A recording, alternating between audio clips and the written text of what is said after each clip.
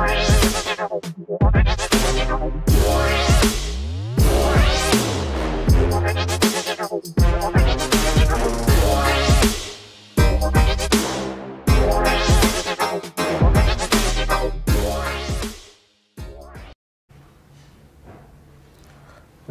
afternoon everyone, and welcome to the second day of the semi-finals.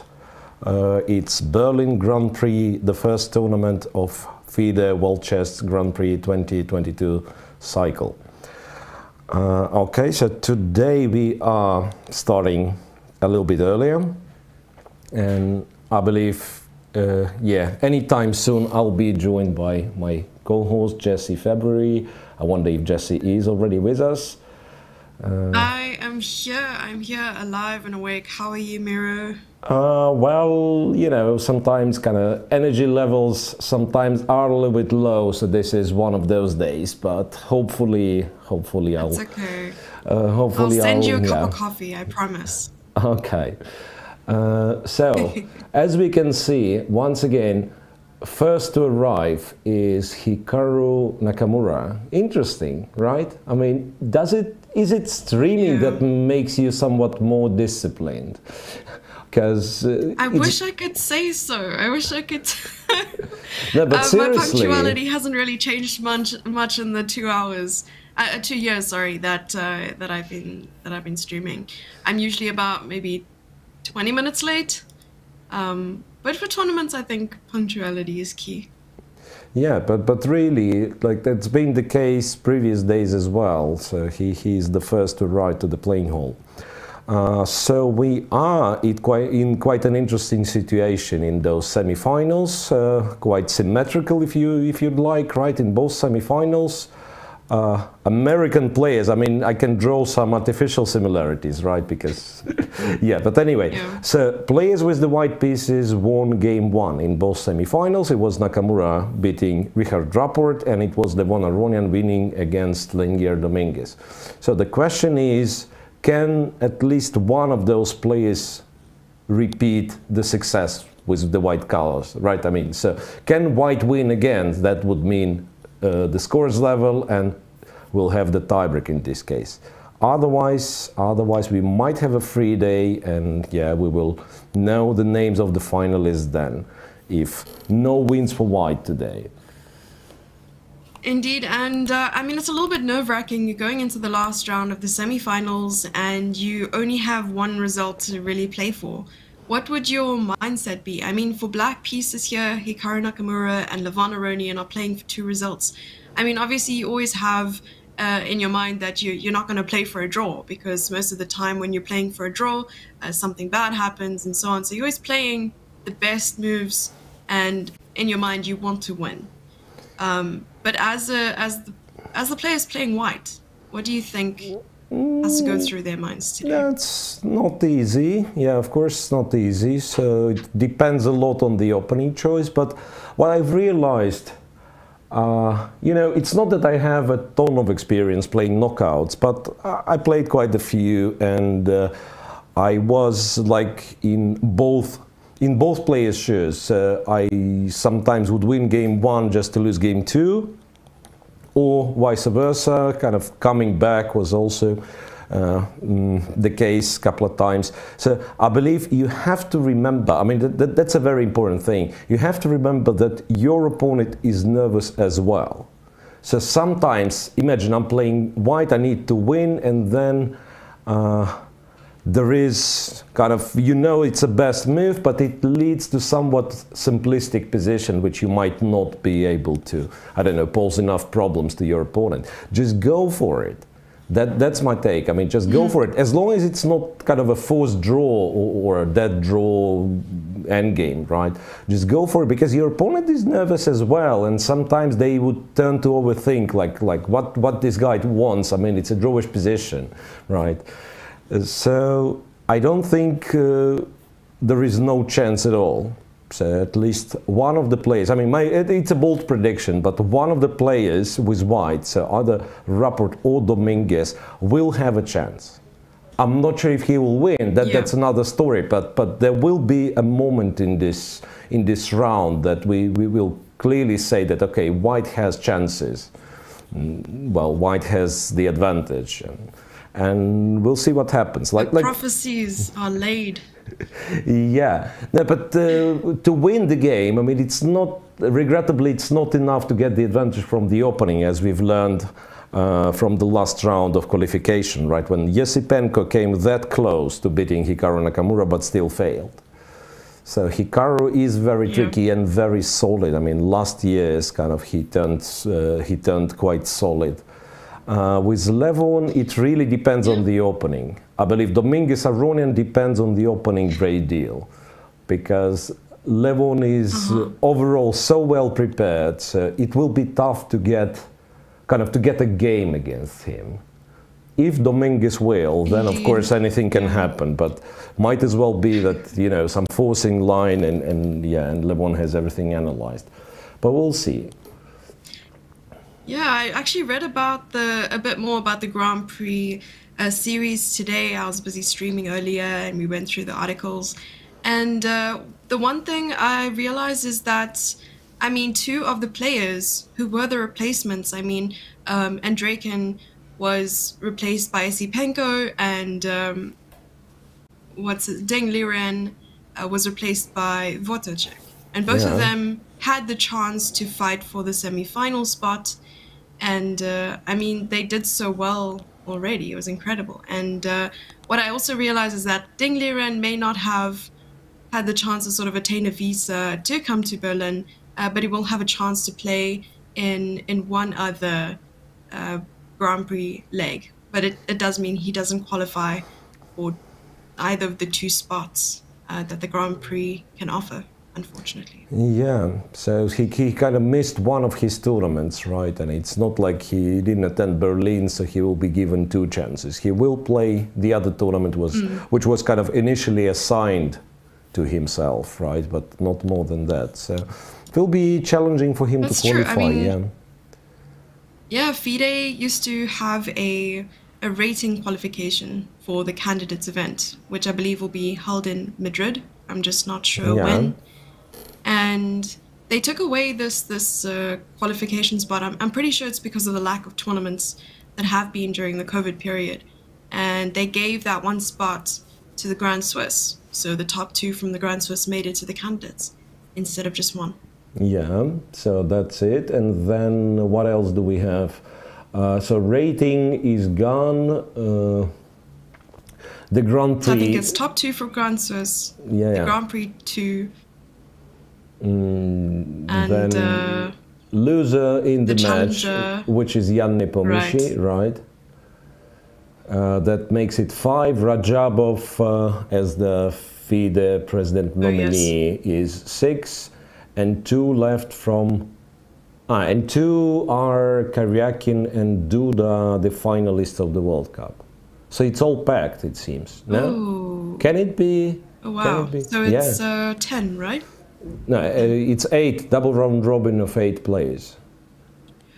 Oh, I so see. So the only names so 14 that we... games? Yeah, so the only names that we do not know are Grand Prix winners, Grand Prix qualifiers. So we know how the World Cup finished, we know how the Grand Swiss finished, and so on and so on, and only the Grand Prix is pending. Okay, so we can see shaking hands.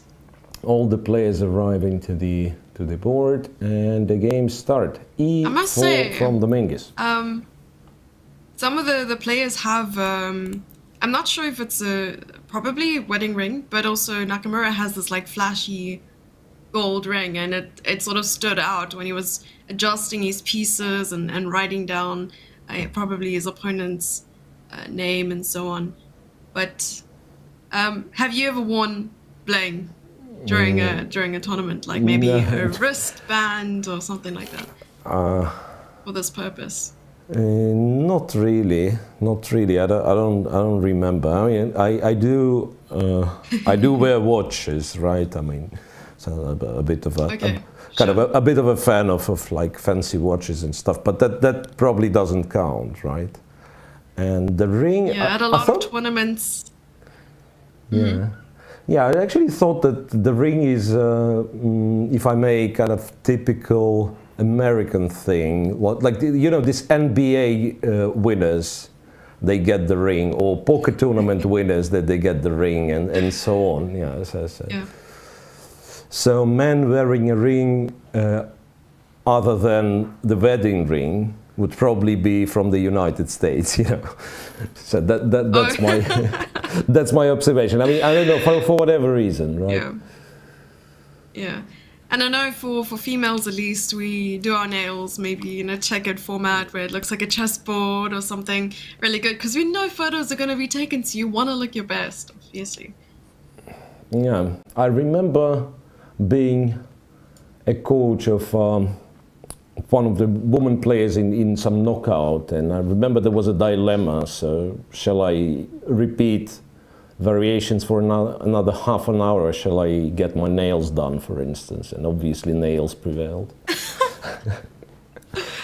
The nails prevailed. Yeah, no, and I can totally get behind it, because I mean, as practice has shown, we all are capable of kind of, you know, messing up the theory. Doesn't matter how long you repeat it, right? And with nails, I mean, it's either done or not. So that's clearly positive. Somewhat also prep, right? Yeah, just prep absolutely. on ourselves, yes. Absolutely. Okay. So can I ask what we have here? Okay, which game would you like to take a look at first? I mean, I was looking at Dominguez. Yeah, we had and still have Hikaru's game on the board, but there's not much to talk about just yet. So it's knight f3, d5, g3, ready opening, and yeah, we will see how this unfolds. Yeah, for Dominguez and Aronian, that's quite interesting. So two knights defense was played with bishop e7, so not transposing into what's it called, the Italian, right?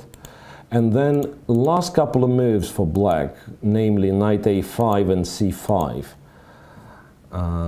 sort of transpose into some Ruy Lopez type of position, in fact, with minor...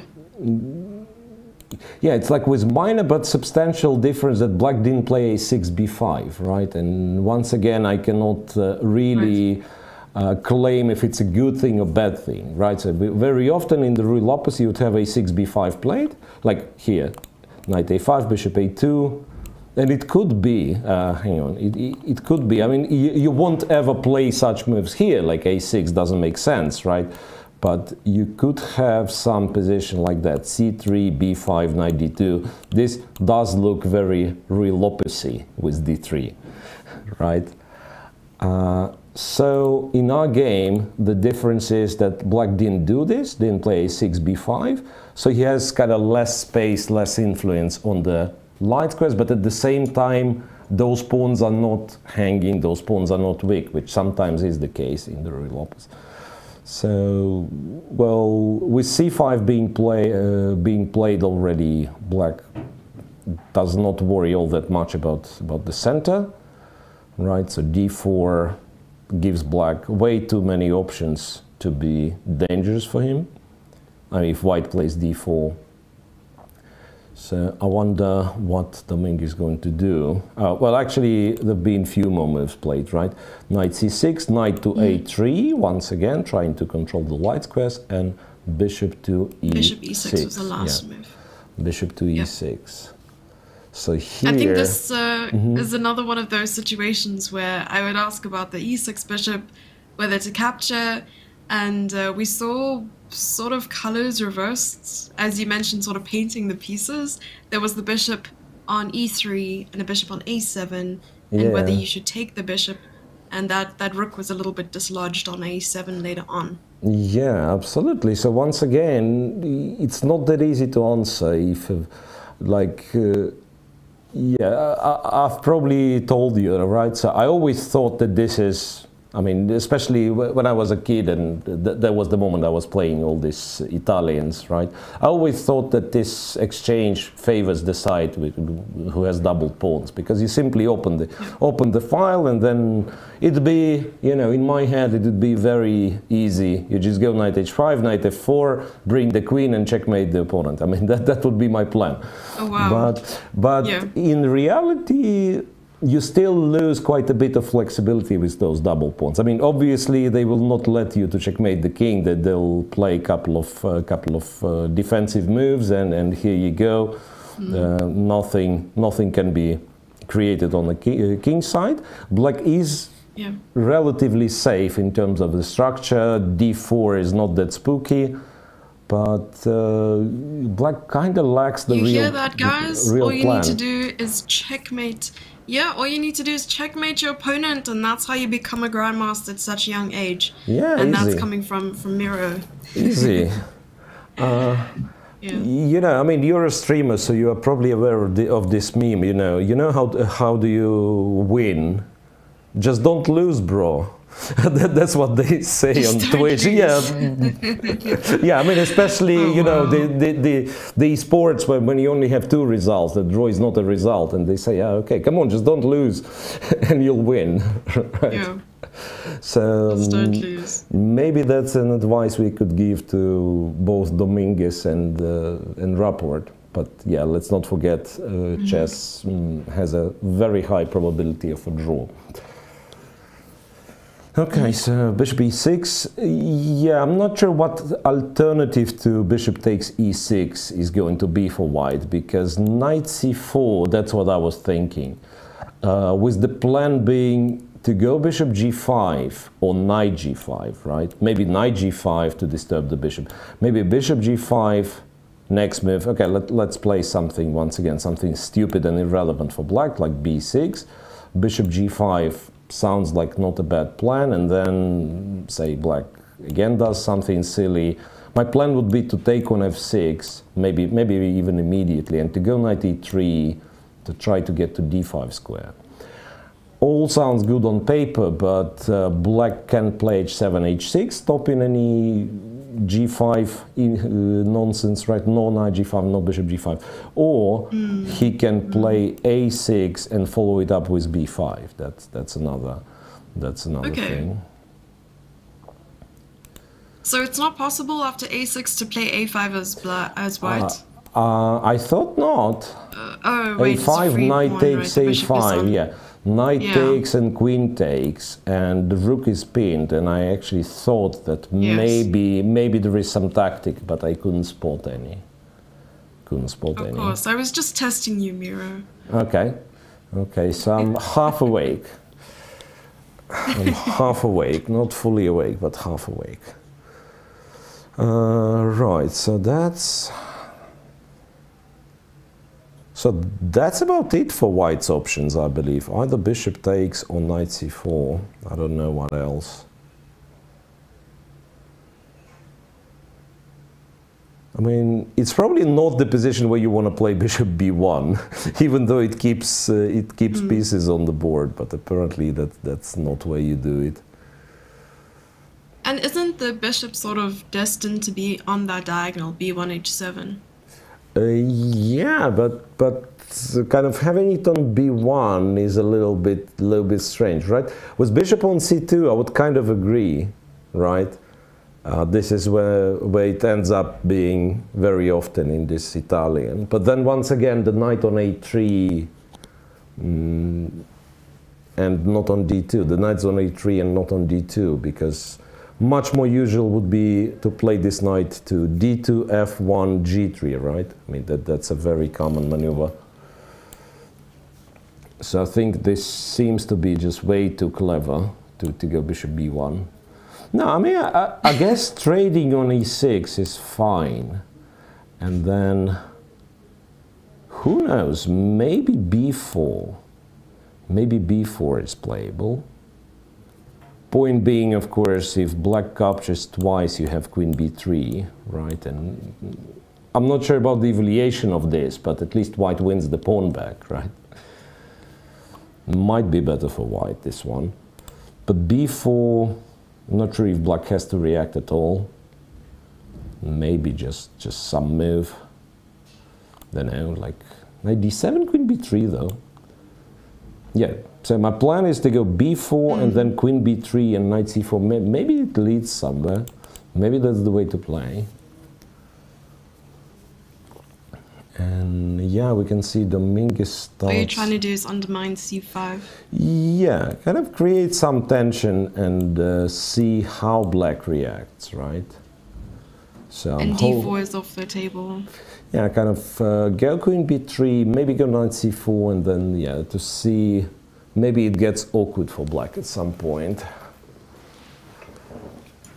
So once again, the problem with those pawns being doubled is that you can rarely dream of d6, d5, right? Because e5 is the target, and even if, say, ed doesn't lead anywhere, I might just keep pawn structure as is, and it's not clear how you continue. Like you trade on e4, you are left with two weak pawns. So... So I mean, after a move was played. A move was played. Which one? Yeah, exactly what we said. No, I mean here. he traded. He traded. He didn't play b4 just yet, right? He traded on e6, but that's. Oh right, he traded first. He traded first, and then hang on. Will he play? Bishop d2 and a7, a6. Interesting. But bishop d2 clearly... Someone suggested, yeah, if I may say in chat, so the question is, what's wrong with bishop to b1, knight to c2, and knight to e3, trying to keep the pieces on the board? Bishop b1... I don't know, maybe there's nothing wrong, but feeling is like, I mean, why do we have the bishop on b1? Is that would be my concern. Because we don't want to trade and we don't want to draw. Nothing wrong. Yeah, but that's, you know, that's a dangerous path then, because yeah, we don't want to draw. And I think we were discussing it the other day that. You know, when your mindset is like, I'm playing for a win only, and you end up kind of rejecting all the drawish lines, you turn to play bad moves. Yeah. I mean, losing objectivity is not such a great thing to. And honestly, it's not like you have to play bishop b1 or otherwise it's a draw, right? You do simplify the position, but not dramatically, right? So I don't think then. Because, yeah, it does keep all the pieces on the board, but at the same time, I'm not sure if it's that many benefits of having the bishop on b1. So a6, for instance, and then I'm planning to go b5. And I'm not sure if white can stop it. And if knight c2, okay, I go b5, right? And knight e3, what chat was suggesting, I go, I don't know, b4, I can try d5 even, can play rook b8, probably b4 to avoid the exchange. Yeah, probably b4 to avoid the exchange. And then if we look at it, what black is doing is sort of a typical, usual Ruy Lopez thing. And compared to Ruy Lopez, by Ruy Lopez standards, white has a very strange bishop on b1. He's couple of tempi down apparently.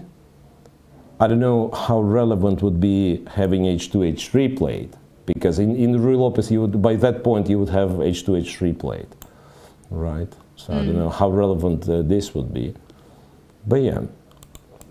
So I'm not necessarily claiming that bishop b1 is the bad move, but you know, it has a strange feel to it. It's sort of artificial, and if you can play, quote unquote, normally by exchanging on e6, then probably you should do this. Yeah, once again, the live board refuses to behave well. Still has black king uncastled, still has the knight on g8. I don't know how it works.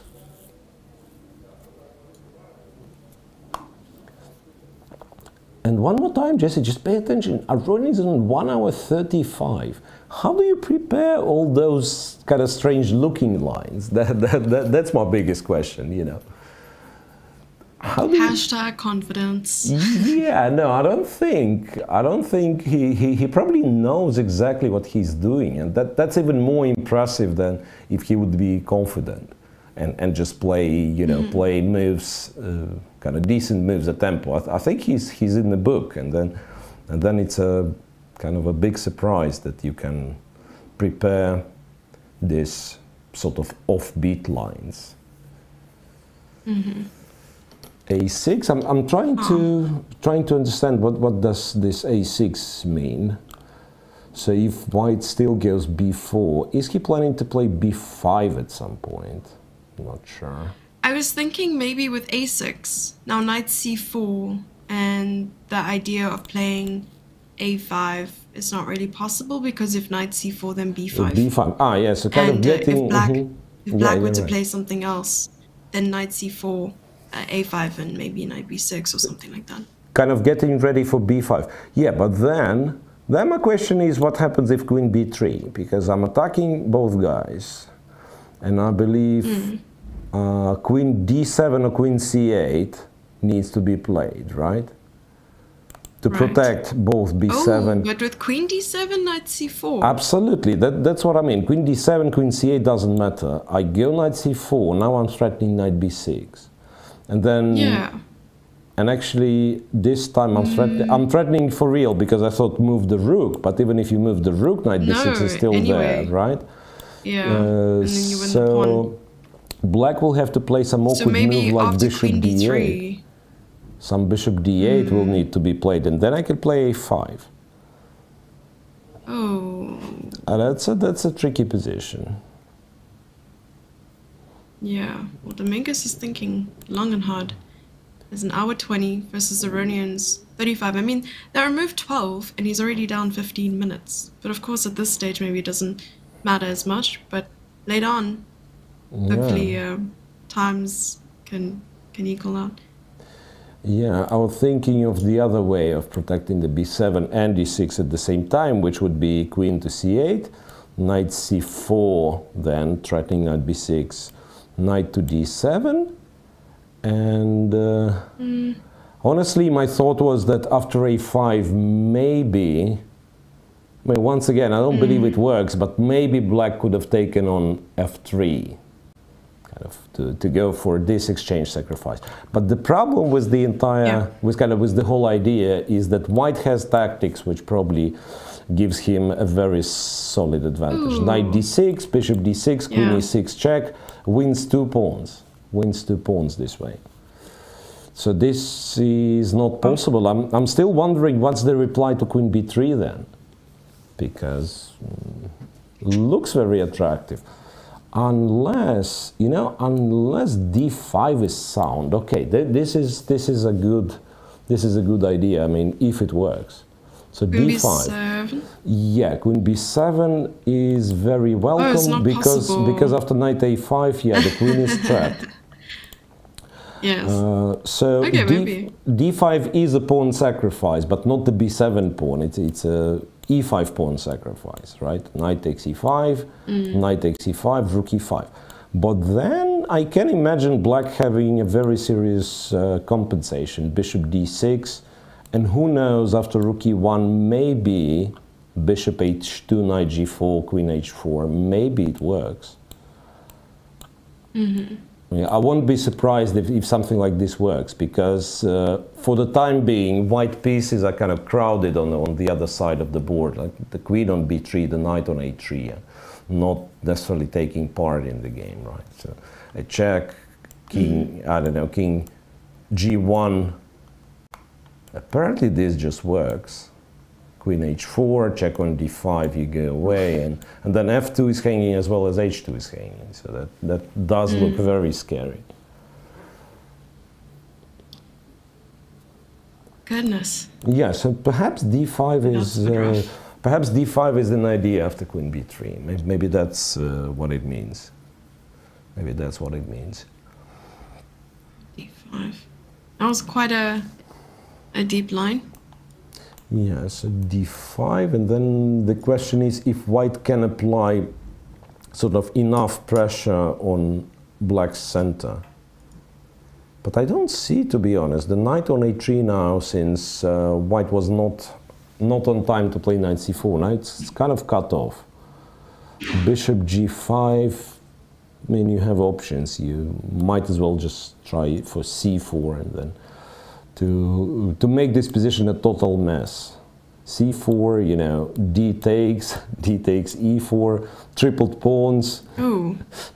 Yeah, I mean, it's hard to say, honestly, because, yeah, I understand the structure is really terrible, but maybe black once again has some attacking prospects, like after knight d2, maybe knight g4 is the move, bishop e7, queen to e7, knight e4, and something like something along the lines of queen h4. Maybe this works as well. I mean, I thought it was the saturation of my screen, but it seems those in chat can also see it that. I think it's Aronian who has a cup of tea, but it's red. It's a red tea. And I'm not sure if it's like a cherry tea or a strawberry tea or something like that.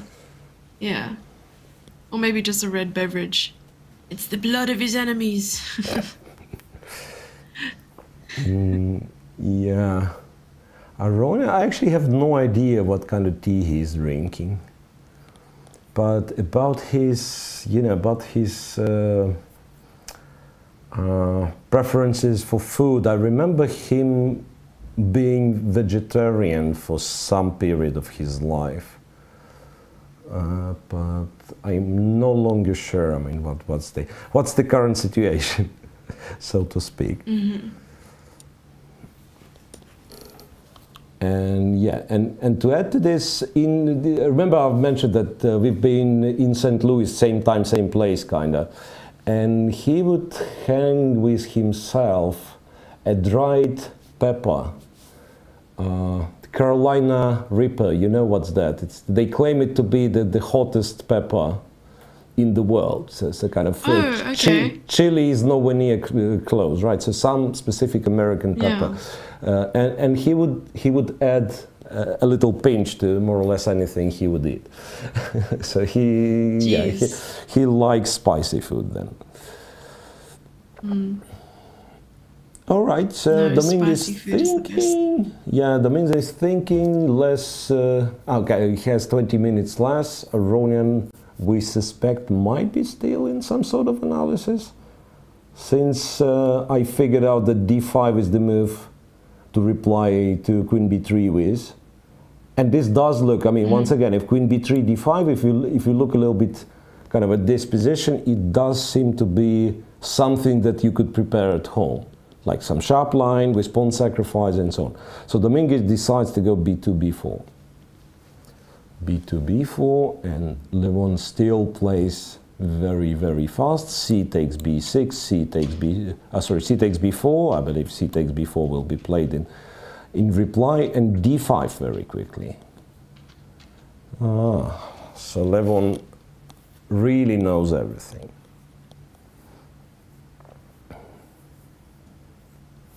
Okay, let me see what happens.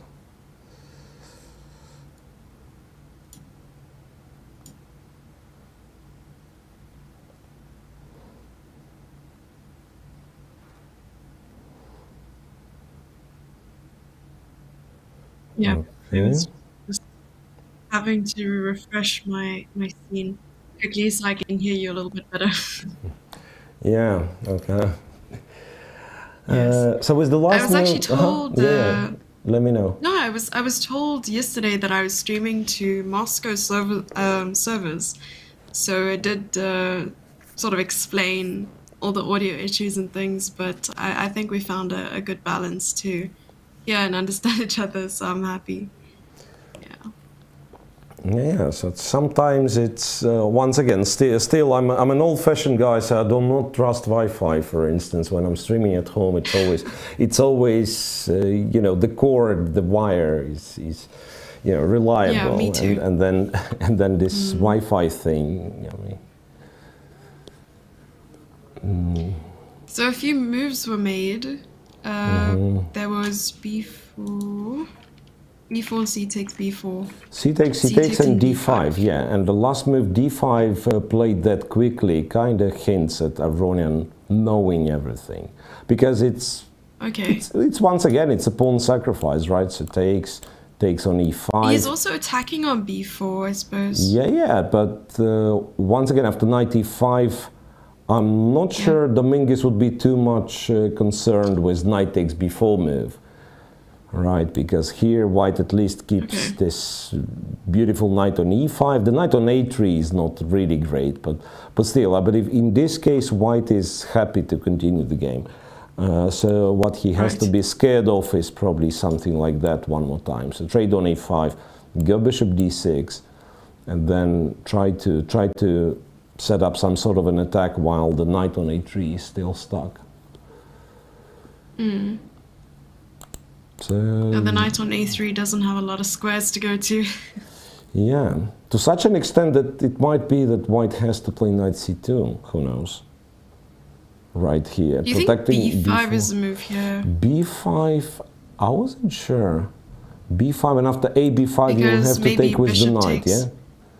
You'll have to take with the knight. So if bishop takes, then bishop a3, I'll take on a3. c6, and too many things hanging at the same time, like cb, the bishop, no, so bishop a3 is not a move. No, I thought a takes. Okay, then b5. a takes and knight takes. And it should be okay for white, maybe. Knight takes. Yeah, knight kind of joins. I agree. It should be okay for black. It also might be okay for... sorry, it's okay for white, but also might be okay for black after something like bishop c5 and stuff.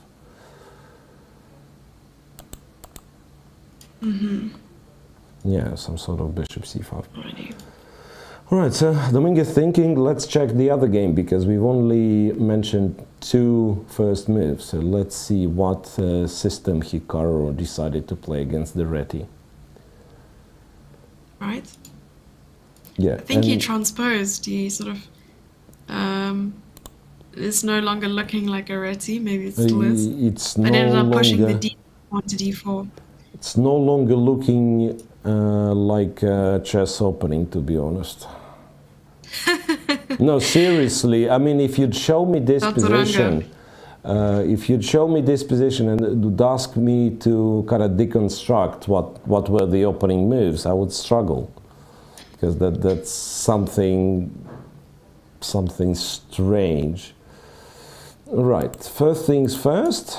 I presume that Rapport had no real. Couldn't find no real way of posing problems in Hikaru's main opening weapons. So that would be Queen's Gambit against d4 with black, right, for Hikaru, and then against e4, it's very likely would have been e5 and the Berlin. So right, so he plays, starts with knight f3, g3, and this is no longer called the Reti, this is known as King's Indian attack, right? Okay. So King's Indian setup with white, but since kind of white starts the game first, so instead of defense, they call it an attack.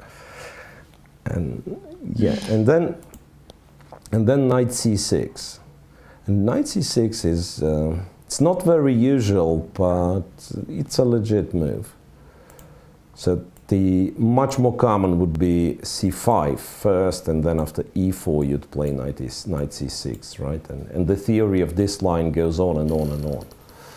Like, once again, you can reference like games of Bobby Fischer, this e5 and rook e1 and so on, the plan for white to go h4, knight f1, knight h2, attack the king side. Black would be pushing his queen side pawns. So if you guys interested, you can check. It's been a lot of games like this. Knight c6, as far as I understand, the main point is if white plays e4, black captures, and then goes e5, and that's why you have the knight on c6 already, to support the pawn on e5. Yeah, and then you get this symmetrical structure with white bishop being somewhat off on g2. right? So, I mean, this way you'd prefer the bishop to be somewhere on this diagonal, perhaps, right? On c4, or, I don't know, e2, so that it can go to c4. Bishop on g2 is a little bit sketchy. Even though this position is still possible to play. It's not like white's in any kind of trouble. There are still some options for white here. Yeah, and this is where it gets interesting, because Rapport went with d4. Basically accepting a tempo loss, right? So he went d3 and then went d4.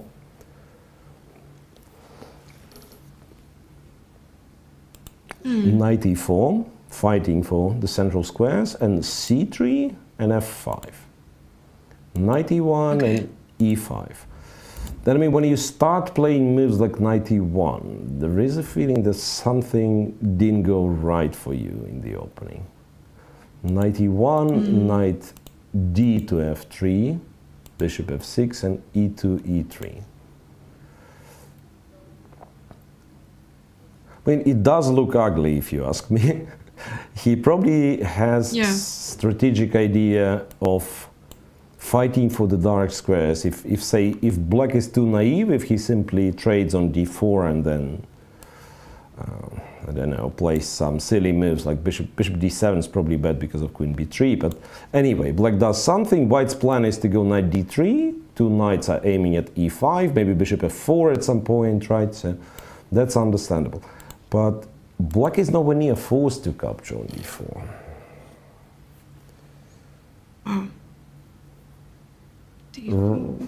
Rapport is... So now he just played b6. Aha, he played b6, okay. Yeah, a few moves are made, so b6, and then knight d3, knight d3, so he wants to e8. fianchetto. Yeah, the bishop goes to b7 or possibly a6, also an option in some cases. Right, now black is ready to part with his bishop's pair, like if white trades, right, so you'll have to take with the bishop and the rook. But it's okay. It's a very strong knight though. Yeah, the knight on e4, and especially the fact that the bishop is on c1, so it's very hard to activate the bishop, right? So say queen c2. Bishop a6. Yeah. Bishop a6, rook to d1. You have to care about c3, c4 a little bit, right? So maybe some queen e8 or queen e7. But yeah, but the feeling is that black does more than okay here. Yeah, I think the scenario that none of the players who is trailing wins is actually not unheard of. I mean, it is possible. But as far as I remember previous Grand Prix, which would be knockout start to finish, right? So it would be 16 players, same 16 players, but it would be, what, last 16, quarterfinal, semi-final, final, right? And I don't think we ever had semi-finals without a tiebreak. So it's been 3 tournaments like that beforehand, and I don't think we ever had semi-finals without a tiebreak. So something is bound to happen, I want to say. Or it be a first time. I mean, it's always, you know. Who knows? Yeah, that's interesting that we people, we really tend to rely on the past and try to, you know, extrapolate it in the future. But yeah, but then some new things happen, and then so it's kind of a lagging indicator, right? I mean, it's never happened before, but who knows? Maybe it will happen in this tournament.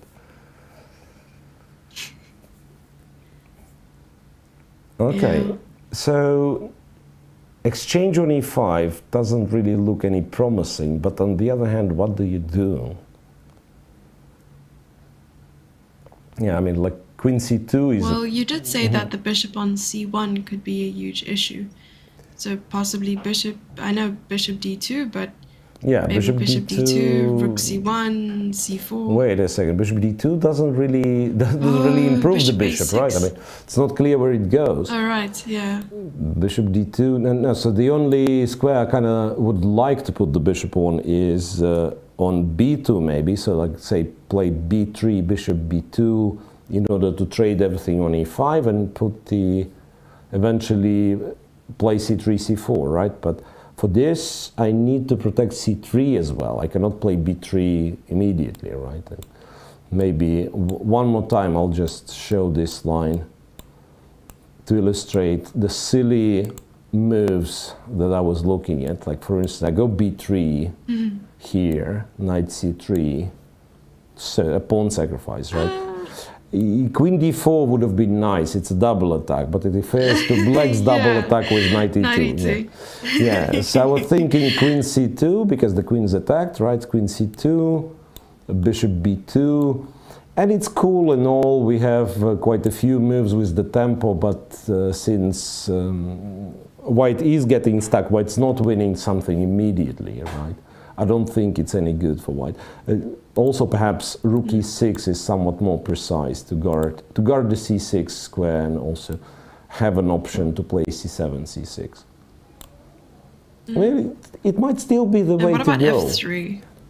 Might still be the way to go for white, and this, and then just e4, blast everything open, stop counting the pawns, right? Just play. Maybe rook a to d1 first, attack d5, when black protects d5, then go e4. Yeah, it could be something.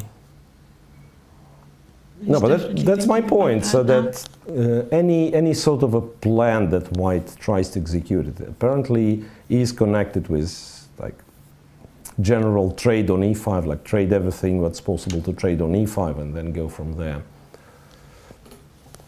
It's interesting that, yeah, Rapport played it relatively quickly. Hikaru is a little bit low on time. Something that I would not expect. What is Hikaru's time now? Well, hour 13. Yeah, an hour 13 against hour 22, so not, let's say, not anything dramatic to draw some conclusions, but yeah, it's quite an unusual I would definitely opening. draw more attention to the time difference between Aronian and Dominguez. Yeah. I mean, that's 35 minutes. 35 minutes, and what's more important, he has perhaps... an hour and 1 minute. Yeah, what's more important, perhaps, that Aronian has more than the initial time given, right? I mean, so that's usually is a scary thing when you're about to make like move 15, move 16. I don't follow what move they are at, but it's already it's already bypassed the kind of early opening stage, and then it turns out he's blitzing, and that means he probably knows what he's doing. Yeah, so it's always this, you know, extra pressure on Dominguez. Move 14. That's terrifying. Move 14, that is. He still didn't play a move after d5, Linear Dominguez. Oh, he just did, right? He did? We're still waiting for it to come through. Yeah, I don't have it. I don't have it myself. Not that easy. Knight c2, yeah. I think I've mentioned briefly. He played knight c2. Yeah. Yes, he did. Briefly mentioned knight c2 being an option. But yeah, but here, honestly, I'm not sure what's next for black, because part of me wants to play b5.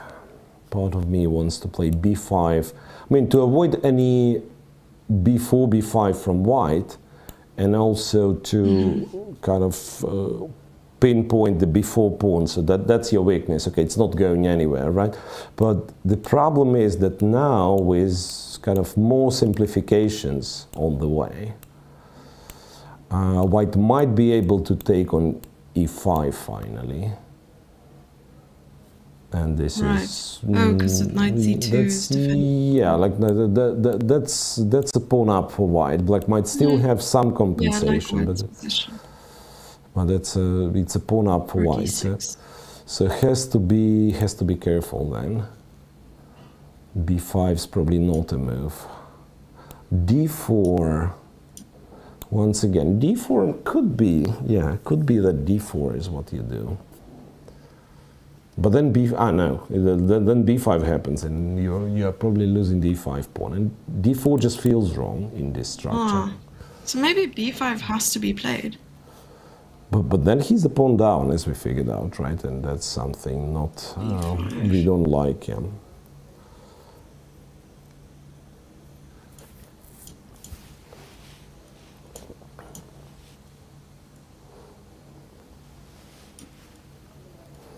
Trade on e4. Try to play dynamic chess.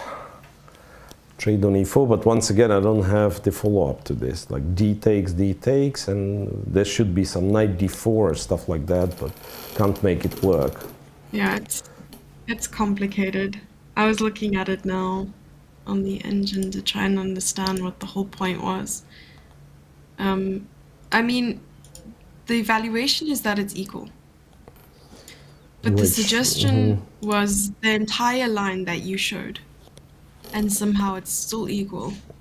The position where white spawn up. b5 being the best move. Yeah? Yeah. The position where white spawn up. Yeah, but... And somehow, with some queen maneuvers, you're putting pressure on like f2, and you're also putting pressure on h2. Yeah. But that's a problem nowadays, that it used to be other way around. The computer would value material very much, and sometimes kind of overvalue material. In the early years of computer chess, right?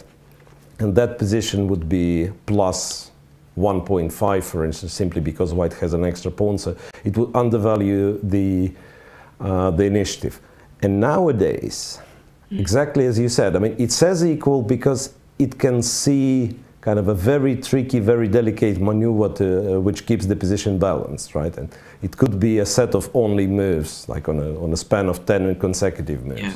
But for the humans, it's a little bit tough, yeah, because here it's not necessarily obvious what kind of counterplay I have, right? Sometimes it'd be, I don't know, like. For instance, what I mean, some positional factors that you can comprehend easily, like a good knight somewhere on d5 against a bad dark square bishop, right? And then I'm fine. Like in a Sicilian, for instance, sometimes you get the knight on d5 against the bishop on e7, and then very often you'd be happy to sacrifice a pawn just to, you know, they underline the difference between the minor pieces. Here we don't have such.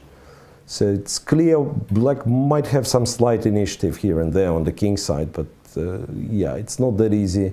Unless you've previously analyzed it, it's not that easy to come to conclusion that, yeah, okay, this will be just enough to compensate the pawn. Well, after knight to c2, Aronian's been thinking for 4 minutes. So perhaps this is the beginning of him sort of thinking on his own and not relying on his prep. Very possible. Yeah, might as well be. Exactly, I think quite possibly the main line, the quote-unquote main line of his analysis could have been b5, white going b5, a b5, knight b5, the one that you've mentioned, and then probably he would know what to do next. But after knight c2, yeah, it does seem that he started to think on his own.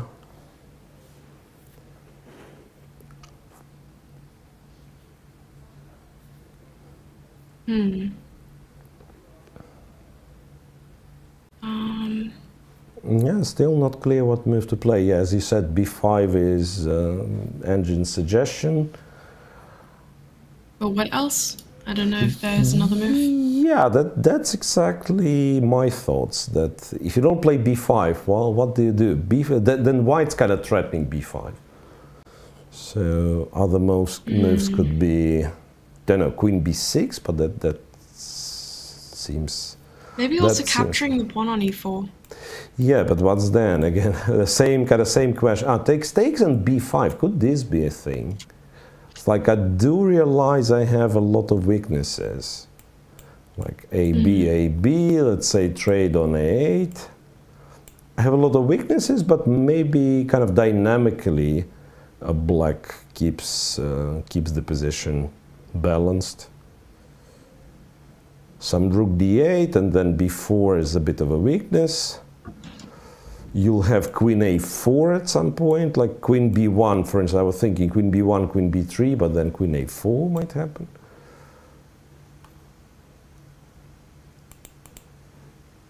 once again, those positions are very hard to play to me. I mean, it seems to me that it's very hard to play unless you've started there. Because they all look somewhat similar, but each of them has some subtle differences, right? The maneuvers of the knight. Mm-hmm. So I wonder what black will play here. Oh, sorry, you were saying? No, that's fine. I think my audio comes through a little bit later. Yeah, quite possibly. Yeah, quite possibly, because I'm trying to stop myself from talking over you, but sometimes I'm starting and then I realize, oh, okay, yeah, something's. And he plays b5. He does play plays b5. He knows. Yeah. Chat, he knows. Someone in chat says it's Levon's stretching routine. Just going back. Mm-hmm. Yeah. Yeah, by the way. Yes, exactly, chat. Gentle reminder. You were saying, by the way? Yeah, I was saying, gentle reminder to chat that we only have 2 games.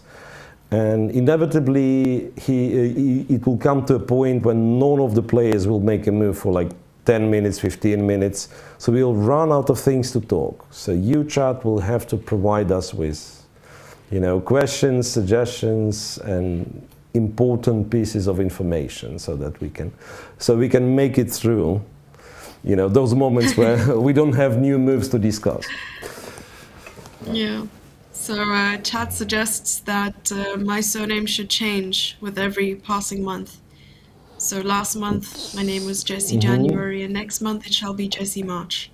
I'm impressed with how original, I mean, with such an original joke, let's put it, yeah. So chat really, you basically just, yeah. Who could have thought of it? There is another question from chat. Yeah. When is your next OTB tournament, Miro? Mine. Yes. I have no idea. I have no idea, honestly. I have no clue when my next online tournament is. Never mind over the board. There is, even though there is potential that I will come back to play a live tournament, but it's in such an early stage of negotiations that I will not disclose it. Will not disclose it just yet. Yeah, no, obviously. Yeah. I mean, if it all plays out. Got a high price, guys. No. I mean, if it all plays out, you'll know, of course. But yeah, for the time being, it's not that easy to say. Now, well, the thing with over-the-board tournaments, as I said, I'm kind of retired from chess, so I've decided I'll only play. I'll only play if I like, the location, the city the tournament is, the kind of conditions, the hotel, and so on. And I was like right before the pandemic, spring 2020, that is. I was thinking of going to Italy, for instance, to play some small tournament, kind of, price would not matter, I just love Italy, I love, I have more or less anything about Italy. The food's amazing, the coffee and stuff like that, cultural sites. Yeah, and then the pandemic happened and so on and so on. And nowadays I'm thinking, okay, how cool would it be to go to some nice little tournament in Europe so that, once again, nice food, cultural sites, maybe some sightseeing, and I would pay for a very good hotel for myself. And then I'm thinking, but the annoying part that I will have to play chess. I mean, and one doesn't go. Yeah, absolutely. So that's what I mean. And I've discovered this option. And I go, okay, it never crossed my mind before that, but maybe I should just go on holiday.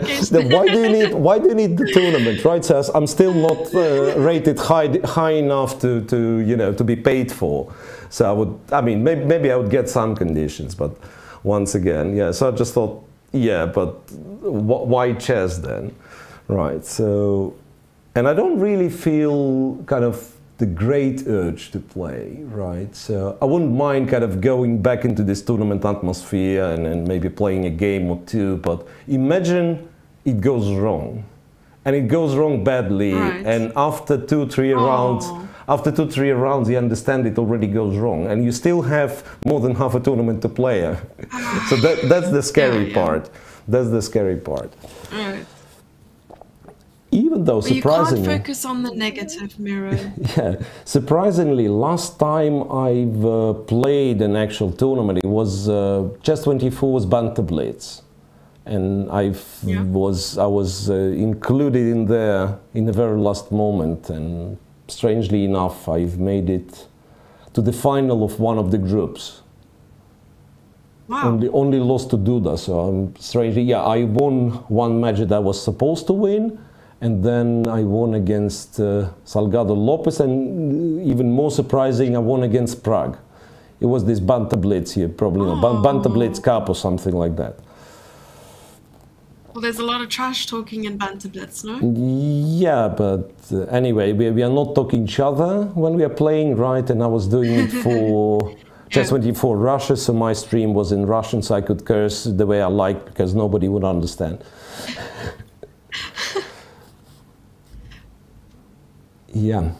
Okay. Yeah, we're yet to have our national championship to sort of decide the Olympiad team. Hopefully we do have an Olympiad team to send. I mean, the online Olympiad compared to the real Olympiad is just no comparison whatsoever. So I'm hoping that we can actually go.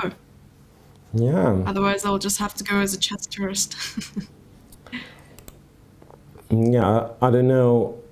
I mean, what's going to be once again the pandemic situation, but other than that, it should be a very nice event. It should be a very nice event. Okay, so Dominguez is thinking after b5. Let's check Rapport and Hikaru once again.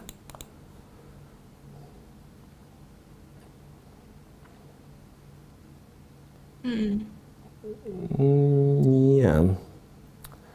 I think, so Bishop A6. Yeah, Rook E1 was played here when I was suggesting to trade on E5. Richard went Rook E1 and Bishop A6 was played. Honestly, I'm afraid he fell for it. The thing that we were discussing, like he doesn't like to go like theoretical lines, he doesn't like to go to any kind of simplifications and pushes himself artificially to keep more pieces on the board. And as early as move 13, I believe if you check the engine would say the black is just better. So I understand you want to avoid kind of simplifications and drawish lines in a must-win situation, but if you want to avoid something more than that, it's getting a worse position out of the opening, right? In a must-win game. Yeah, so that's the thing. Very true. There's a question from Chad. Do you have a tip for when a player does not feel fresh on a day and he or she has to play an OTB game? A Coffee? Coffee. I mean, if coffee works for you, that means you are fresh enough. What else could you use? It's not accepted. I don't know. Spend time in the opening, double check yourself. I mean, I think, strangely, I might seem to be a fun guy, but yeah, the advices would be really boring. I mean, just kind of remind yourself constantly that I might be blundering a rook, I might be blundering a checkmate in one, so double check yourself, yeah. Because that's the story of my life, like last couple of years of my career, that always, constantly feeling unfresh. For whatever reason. For whatever reason. Yeah. Oh, did you end up going to check out the recently reopened place that you mentioned yesterday? Yeah, it wasn't, honestly, it wasn't such a tough task, because the studio I'm in right now is, let me guess, 15 meters from the bar. It's in the same place. Wow. literally. That's not I mean, healthy. you enter, and then you go to the left, and you end up in a World Chess office, and this is where the studio is. And you turn to the right, and you know, and you enter the chess bar. So Chess bar in Moscow. yeah. Wow. We need to check this out. You'd That's be really surprised, cool. yeah, you'd be surprised because a lot of, and I'm surprised because a lot of people gathered evenings playing chess, and you'd suspect them to be kind of chess players, you know, but no, those are like, you know, just random people, just strangers, and then they're playing chess, enjoying life. Yeah. Okay. So it's a good pairing then, bars and studios, or rather bars and chess players. Yeah. And as far as I know, World Chess is opening kind of the main World Chess Club bar moves to Berlin. I mean, it's not for nothing they've picked Berlin as the location, because so they'll be opening a chess bar there. Oh wow! Moscow will they have be. one in Norway. No, but that's a different night. one. Yeah, right. It's a different one. So I mean, that's kind of a branded World Chess bar, right? So in Norway, I know there's some enthusiasts. They've opened. I think there was some chess place in Australia, if I'm not mistaken. I've read somewhere. Yeah, I've read somewhere. And then they you need have to build one in South Africa, or perhaps I will build a chess cafe / bar in South Africa somewhere. And also, let's not forget that right next to St. Louis Chess Club, there is a place called Kingside Diner. Yeah, Kingside Diner, and then I believe you have some. It's either the names for the drinks or the foods. There were something connected with chess players, you know. Yeah, that diner means nothing if not across the road. There's another diner called Queenside Diner, you know. No, there is no such. Across the road you have World Chess Hall of Fame. That if we are talking about St. Louis. Okay, with the biggest wooden chess piece, right? Yeah, absolutely. Okay, so you know, to our viewers, it might seem that not a lot is going on. Like, yeah, players taking a lot of time, not playing the moves and so on. But imagine the tension, right? For both players with white, there is a lot of pressure, of course. You need to win. Players with black, I mean, I'm not sure about Levon, but Hikaru, I can imagine, is a little bit stressed. Well, he's playing well, but at the same time, like in every single interview, I think he mentions that I'm no longer kind of I'm no longer a chess professional, right? I mean, that's what he says kind of all the time. I'm a streamer and so on and so on. And yeah, I mean, once chess professional, always chess professional.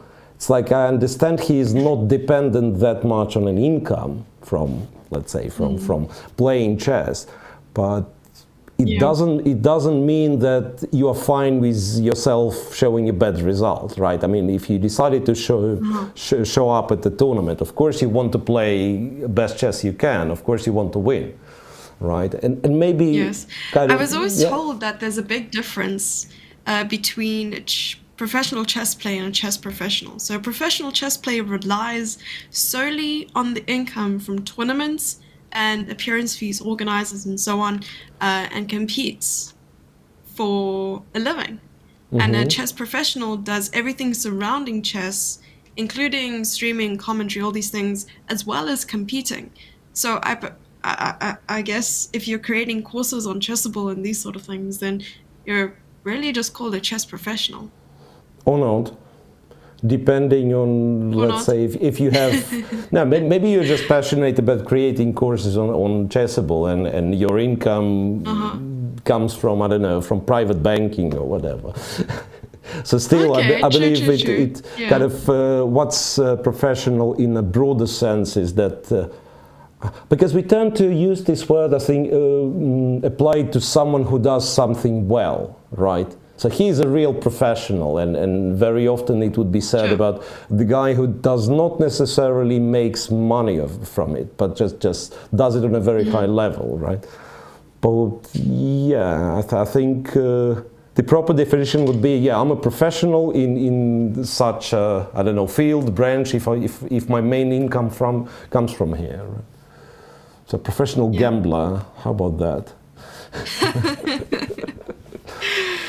I don't know about that. Perhaps professional poker, right? Poker player, but gambler. Yeah. Poker player. No, but poker players would be, most of professional poker players, they'd be offended if you'd call them gamblers, because as far as I'm informed... Poker...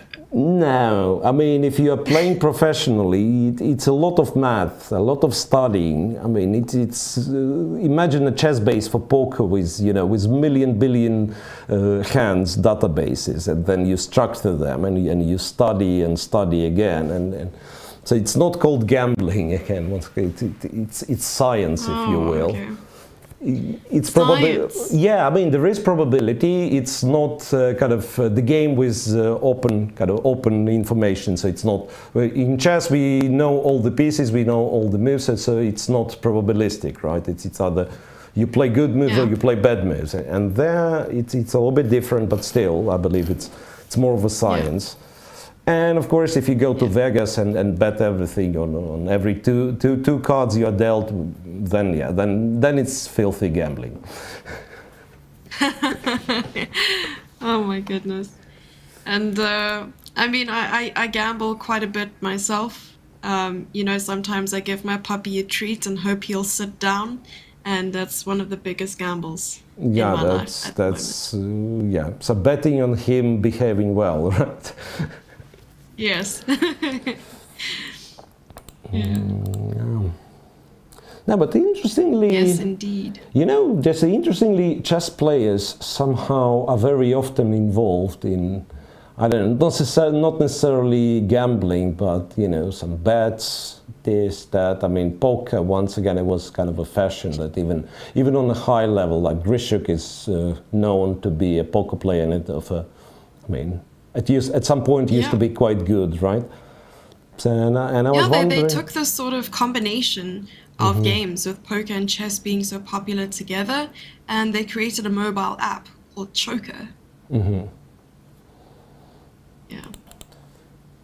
I'm not trolling, that's real. Yeah, I've heard of it. I mean, I still... Okay. I was told the rules for the few times. I still have.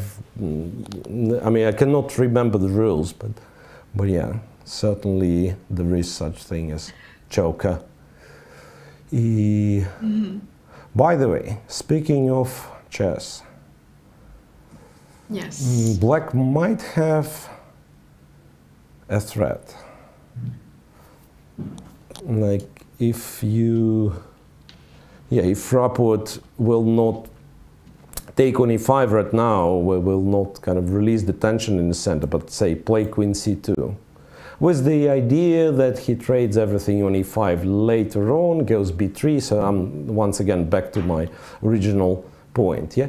Then it is possible that Black can do this and then take maybe on g3 or f2. And if king takes, then e4 wins the piece back, right? And Black gets a very pleasant position. So knight f2, king f2, e4. You can go queen b5, but e takes f3 also attacks the bishop, right? After bishop f3, Black. Just on time to play knight e7 and then c6. But yeah, but nobody's going to skip a move, right? After bishop a6, if anything, Rapport realizes that, yeah, bishop takes d3 is sort of a threat. So he can probably just trade on e5 everything and try to go from there. Yeah. I remember someone in chat a little bit ago, they were discussing knight takes c3 and playing e4 with the pawn. Yeah. And I'm not sure if that's just nonsensical or it makes sense. Here it wouldn't work because the knight on c6 is hanging. So takes here. Right. B takes e4, and I'm jumping to e5 with this knight, and you have no time to capture on d3, right? So I'm kind of running away from this double attack. Yeah, bishop a6, and now actually I'm thinking, could it be that this idea that we were looking at, so bishop takes, trade everything, could it be that it works now, b3, because knight c3 now indeed runs into queen d4, because now e2 square is protected, right? So this way white actually does win material. So trade on e5 followed by b3 seems to be tactically possible. Doesn't mean that it's all that good, because black can probably find a way to deal with it, but I say c5, bishop b2, and maybe drop the rook back. But at least, yeah, at least white kind of retains the hope of playing c4 one day, opening the bishop.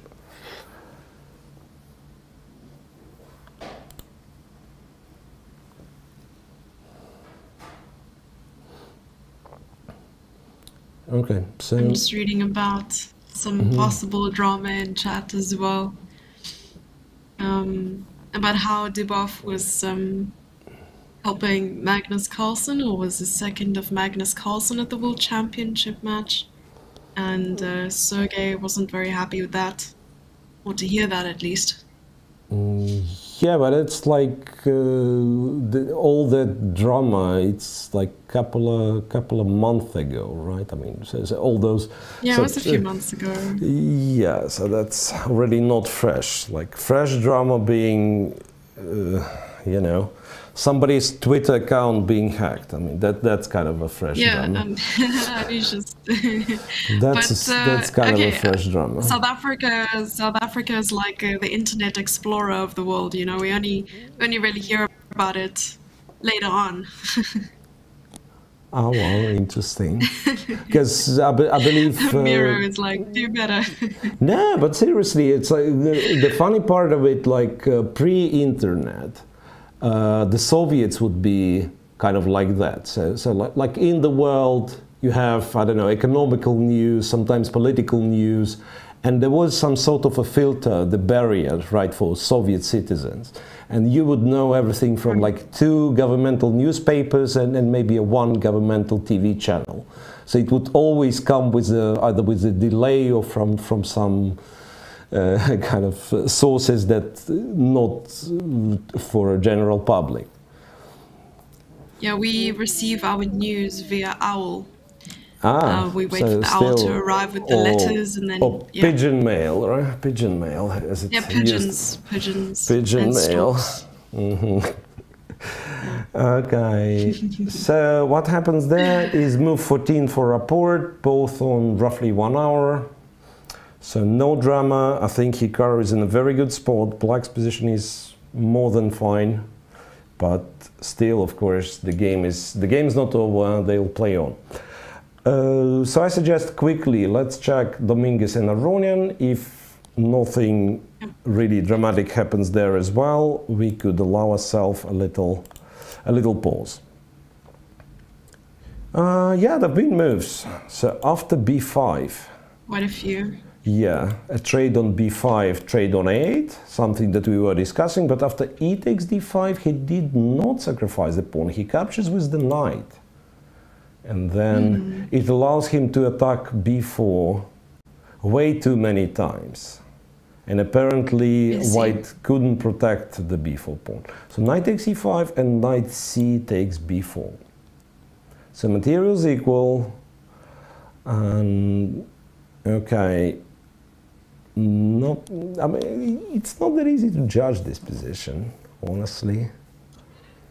Because, yeah, what I wanted to say that, say, b5, it will all depend on kind of b5 being or not being weak, I believe. Like if knight takes, and some queen b3, for instance. How does black... black has queen d5, okay. Black has queen d5, because I thought, like, if you try to defend it passively, then you probably lose one of the pawns here. Bishop b4 is the threat, right? Queen e6 is a threat. Knight d5, you take on b5. Yeah, but apparently black always has some tactical tricks. So this time it'd be queen d5. You have to take or move. Yeah, so it's very You'll likely. probably take because the knight on d3. So it's very likely that Aronian will hold. And also pay attention to the time. Like 1:30 still for Aronian, even though it's move 19 that he has played. So it could be that he's still prepared, and then it's absolutely impressive. And it's not so much left for white. Like, unless you are able to pose some problems right here, right now. Wait a second. Maybe it's a little bit too naive. So knight takes b4. I said knight takes b4. But then queen g4 is a possibility. Not queen b3, but queen g4. Attacking e6 and b4. Okay, now there's no threat of exchanging queens. Yeah, there is no... And still you have the move. It's queen a2. And you protect e6 and you keep an eye on f2 so that... not much can be done. But that's nasty. Yeah, queen a2 is kind of a tricky move. But now that I've analyzed it a bit, and as I said, there is like inbuilt engine which provides me with some suggestions. So it's not like I'm having the engine live, but after I input some variations, it kind of suggests alternatives. And it says queen b1. Queen b1 is actually an unpleasant move, because after after queen b1, what it does, it goes knight d5, and you do win a pawn, and that's a surprising scenario. I mean, if this will happen, and kind of confuses me. Queen e2 again. Can we do this? Wait a second. Queen b1. And queen 2a2, right? But can I take this? No, you'll take on f2. Maybe I have to show this line. Take on f2, take on b4, and white cannot recapture on b4 because of queen f1. Yeah. We have a standard puzzle rush tactic. Yeah. So queen b1, queen a2, but maybe there is something after queen a2. Okay, Dominguez is still thinking. Obviously, if this leads to an advantage, he will find it. And yeah, I mean, part of me kind of suggests that it might be a bit of a bluff from Levon.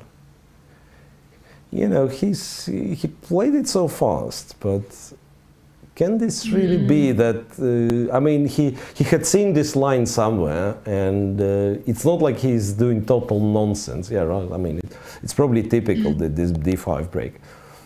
But somehow it doesn't fully add up to me. It looks like there might be some tricks. There might be some tricks. Okay, knight takes b4 played. Yeah, knight takes b4 played.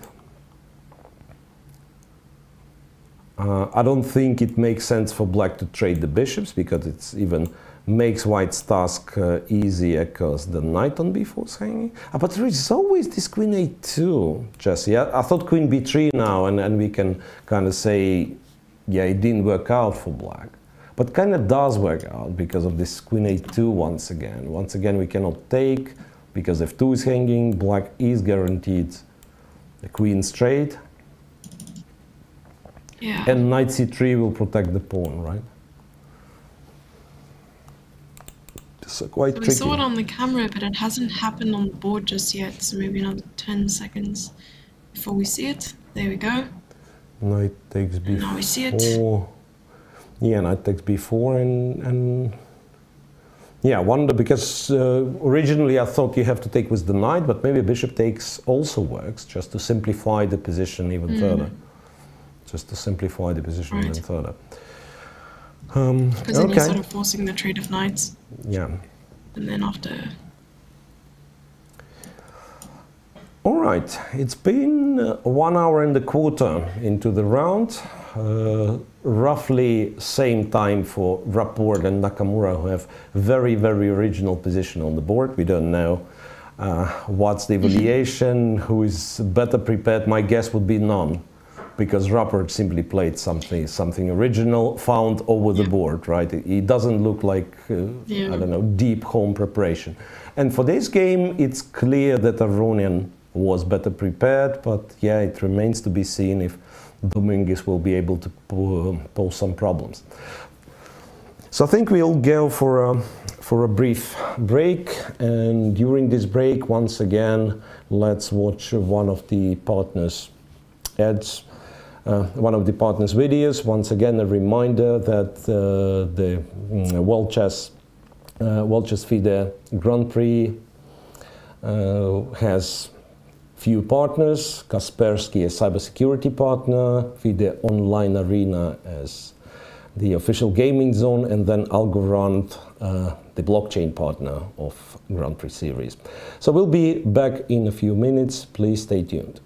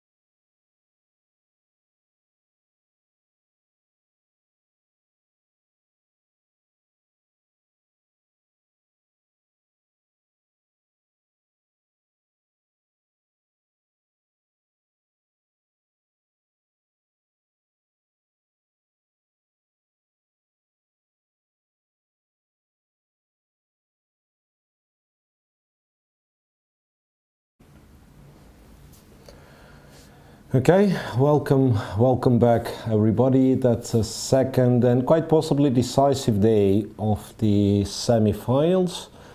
As I was saying at the beginning of this broadcast, I had, well, not only a hope, but kind of a prediction that at some point in today's round, one of the players who need to come back will have a realistic chance.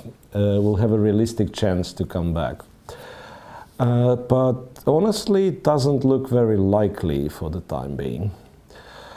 Dominguez against Aronian, I think we might be still in, well, if not in Aronian's preparation, but in the position that Aronian knows much better than Dominguez. By that point, it's a huge difference on the clock. And also the position is fairly simplified. Well, as soon as I'll be able to show, I will show how the position looks like. So it seems Dominguez will not have a realistic chance.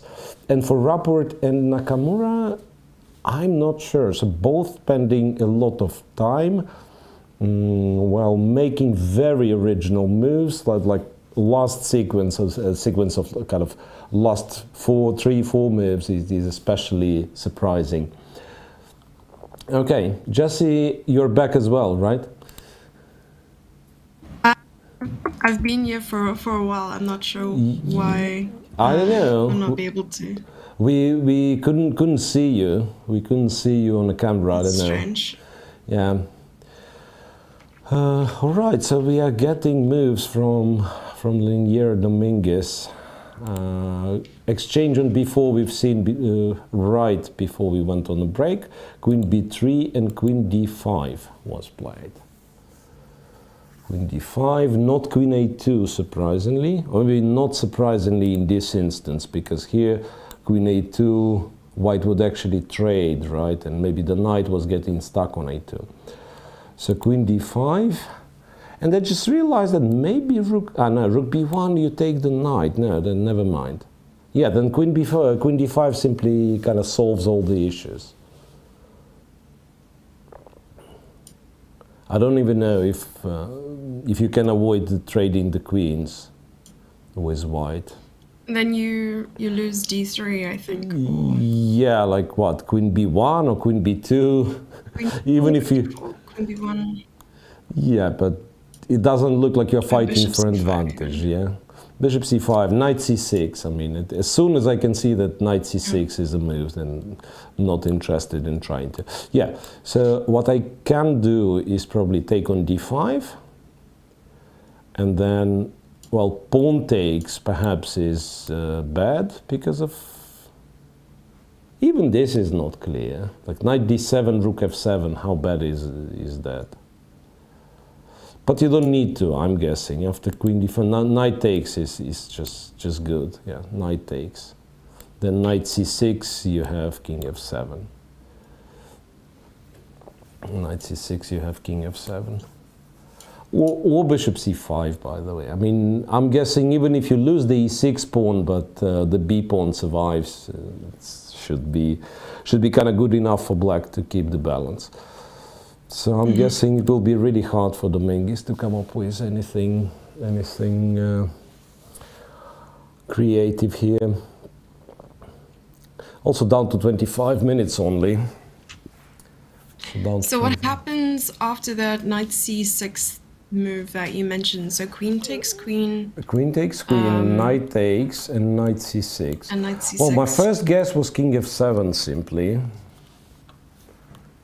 King f7, knight d4 is sort of a double attack on b4 and e6, right? And then maybe... no, never mind. No, I thought, no, knight c7 might not be bad. Yeah, I just thought maybe I don't need this pawn all that much. So b4, knight takes, and he goes something like rook c8, intending rook c2. If knight d4... you might play bishop f6. Do you really care if you have this e6 pawn? It doesn't look like white will have any realistic chance anyway. Knight b3, rook c2, you know. Rook c2, rook b2. Black is so active, I mean. Black is so active. The b pawn is actually quite strong. So I'm guessing it's more than fine. More than fine for black. Yeah, and I think the third scenario in this game is that Dominguez spends a lot of time right now, or maybe after trading the queens on d5, and then goes for something. I mean, probably will find the line when he's sort of testing Aronian, and if Aronian finds all the moves, then the game ends, basically. Mm-hmm. So once again, I think it's a perfect illustration of a very good opening preparation from Aronian.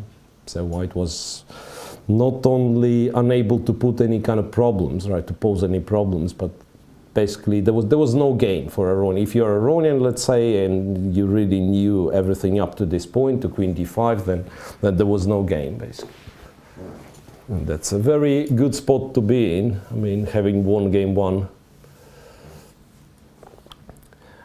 Okay. Exactly, both of them. Mm-hmm. In the other semi-final, Rapport against Nakamura, bishop a6 was answered with bishop h3. Also kind of original moves. Here, to be perfectly honest, I'm not quite sure what bishop h3 means. Like if black would have played g6, for instance, what's the big deal? I was thinking, because g6 seems to be kind of the most reliable, right? I've just protected the f5 pawn.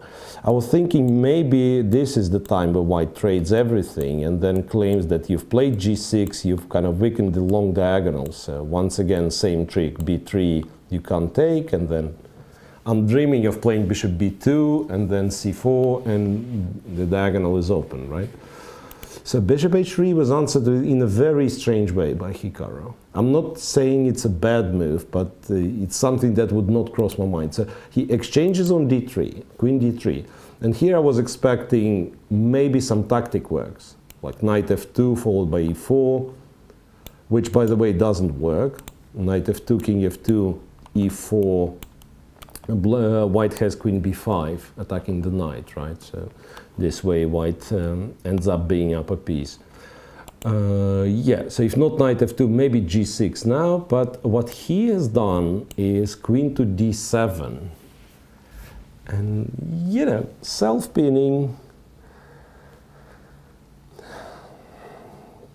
And it's kind of an awkward move. I mean, defending the f5 pawn in this way. But apparently there is like some tactics, and also I'm thinking... So there wasn't g6 at all? Yeah, I don't know. Probably he preferred queen d7, so that the knight on c6 is protected as well. Maybe that's the whole point. So he wants to capture on f2, like if, say, I play b3, now knight f2 works. Because king takes e4, there is no queen... I mean, there is queen b5, but it no longer attacks the knight, yeah? And there was always a tactic to move the knight somewhere and then go e4, but the knight on c6 was hanging, and now it's not. Yeah. And then I was thinking about this bishop f5 move, knight d3, bishop d7. It's actually a funny line. Knight take e1, and bishop takes c6, you know, and knight f3 and king f2, but it's... Then I kind of decided to count the pieces, and black is a rook up, regrettably. So white has a lot of kind of... the bishop is super powerful on c6. It attacks both rooks as well as d5 pawn, but white is down a rook, right? This bishop cannot really take everything. Okay, so bishop f5 doesn't work. Oh. Yeah, so I'm a little bit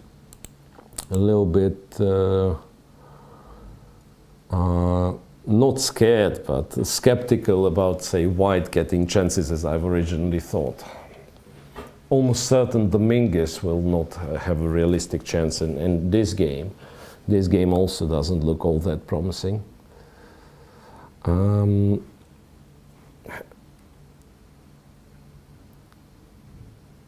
He doesn't seem too happy with his posture. Or perhaps he's just deep in thought.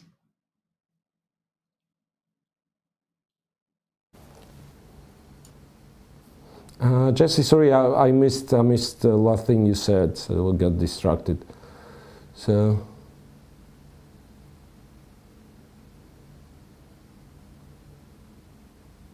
And you hear me? Yeah, now I can hear you. Yeah, so I was saying that Dominguez didn't seem too happy the way he was sitting back in his chair. Yeah. No reason to be happy. No reason to be happy. Yeah, I'm trying the to... chess pieces don't make jokes. Yeah, exactly.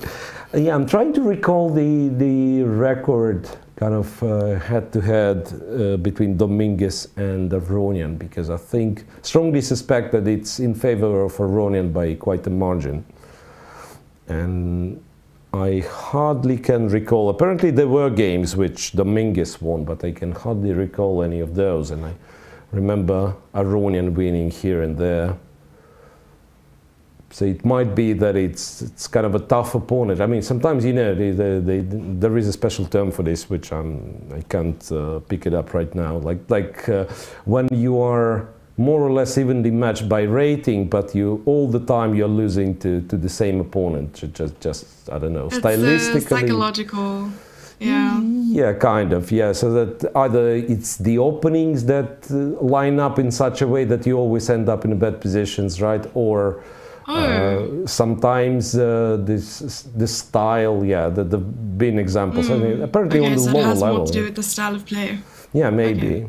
Maybe, like for instance, yeah, you're more or less similar in strength, but then you absolutely cannot play against, say, crazy attackers. Yeah, and the guy or the girl, whoever he is, like attacks you all the time. You tend to panic. You tend to lose, right? Even though the tournament results are comparable. Right. Yeah. So someone says chess pieces may not be jokers, but they sure can find themselves in funny positions. Yeah. Nice. So now I'm still wondering. Okay, if DE5, what does black do? Because the most natural would be to take with the knight and then the bishop, right? Why not the bishop first? Ah, you want to take the bishop with the bishop and the knight. Why not with the bishop first? Because I'm afraid of exchanging the bishop for a knight. I always thought the bishop is better. No. But there's yeah, there's I agree. knight of 3 threats and then the other knight going to g5. Yeah, other knight going to g5, I'll have bishop g2. You'll actually have to convince me that it's that good. Okay. But maybe you'll be able to. No, I know you like your bishops. Yeah, maybe you'll be able to. I mean, if g5, g4 works. It's a little bit bold, but it might work. g5, say bishop g2, g4, and now you're threatening knight g5, knight f3 kind of for real. Yeah, so that's one thing. I was thinking knight takes, bishop takes, and it's kind of only one move is needed, like to play queen f7 to step away from this pin on this diagonal, and then black is perfectly fine and probably better. But I'm guessing c4 might be just a little bit annoying. c4 might be a little bit annoying. Maybe c6? I don't know. Still the bishop's on c1, right? So white is not fully developed, but also black starts having some little issues with his center. So it's not. Yeah, I might need some help understanding the repetition in the next game when you're ready to switch. But probably you want to analyze this a little bit more in the center. What repetition? We have repetition or what? It looks like repetition. I don't know, maybe I'm seeing something else. No, I don't think there is repetition. I think rook b1 was played by Dominguez. Could this be? Ah, rook b1. Yeah. They are repeating moves. Queen d5, rook b1. No, queen a8. No, that's nonsense. It can't be queen a8. Then it looks. No. It can't be right. Yeah, it is accurate. Wait a second. No, come on. Queen a8, I'll take on b4. No, that's nonsense. No, seriously, seriously. Yeah, maybe it's not correct. It could be the glitch. Yeah, okay, now it makes sense. Rook b1, queen e5, yeah, bishop b4. Oh, I see, just okay. trade everything on b4 and it's a draw. And it's a draw, and that means Levon is in the final. Yeah, traded, easiest, I don't know what is. Like queen f5 is good enough. More or less any move. Rook d8, attack d3, pretty much anything. Yeah, I guess we can kind of claim that the game's over. Okay, so very good opening prep by Aronian, who makes sure that tomorrow, which is, as we figured out, is Valentine's Day, that he'll have a free day. Yeah. Seems like it. So he will have a free day. Yeah. As well as Dominguez. Yeah, okay, he's not very happy with having a free day. That means he lost the match. But I'm wondering in the other semi-final, because it also, I mean, we also depend on the players, kind of, right? If all of them have a free day tomorrow, that means we have a free day tomorrow. Yeah. Okay, Levon thinking, but it's already clear he's choosing from good options, right? He's choosing from good options. Rook d8 is what I like. Queen e2. It forces a trade of queens, no? So if you go like queen f5, queen d2, no, queen f4 queen or something. No, queen f4, I thought white trades takes on b5, white to play the position pawn down, right? Yeah, queen e2 attacks both f2 and d3. So I thought queen e2 wouldn't be bad.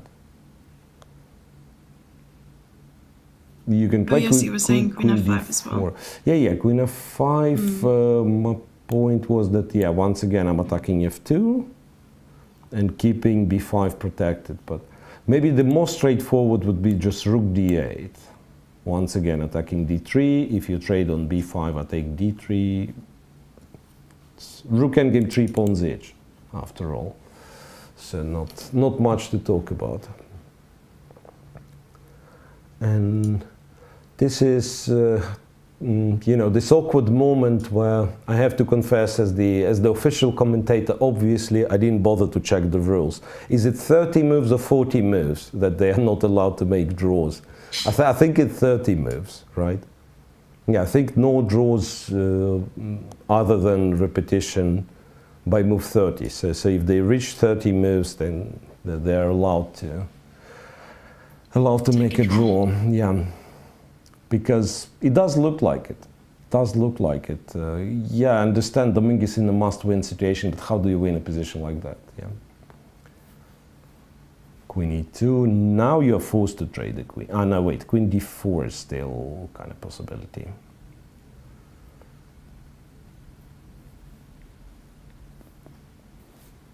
So queen e2 was played, so we can... Yeah, like maybe queen d4, but once again, how do you win this? One of the things to do for black is just to play h6, so king h7 will be possible, and yeah, and white cannot take on b5 because of checkmate on the last rank, so white has to Or you can even tease your opponent by playing b4. Ah, b4, yeah, you're right. b4, rook takes, not possible, queen takes, not possible. After g3, let's say, you can actually play b3, once again, not possible to take because queen d1. Yeah. And funny enough, this pawn is going forward, right? I mean, it didn't look like it had good chances, but yeah, but you can play b4, b3, and so on. And it might become dangerous, right? So maybe to be on a safe side, maybe white has to go queen e1, but then you just trade. And it's a dead draw. Oh wait, is it a dead draw? I mean, if black wants to play, I mean, he can play b4, he can actually get the rook behind passed pawn. Maybe I'm too hasty declaring it a draw. Maybe black actually can try a little. He probably won't win, but still. If anyone, it's black who's trying. Yeah? And is it accurate that Dominguez only has 5 minutes? He has 15 minutes, I think. So that's a bit of a mistake once again in time display. I think so. Yes, because it does show that Aronian has an hour 16. But I'm not sure about the time situation.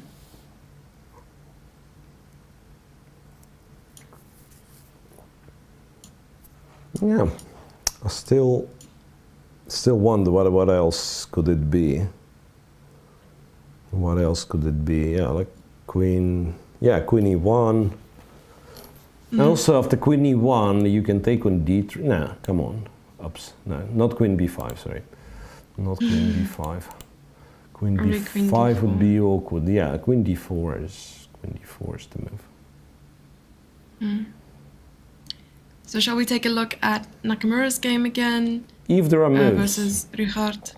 If there are moves, because no moves. But what's the point then? Let's take a look at the chart. What's the point? What's the point? Let's take a look at the chart.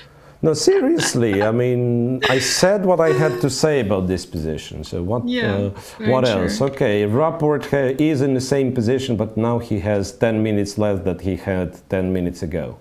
That's a very... Yeah, well, I have some common questions for you then. Yeah. So, do you prefer coffee or tea?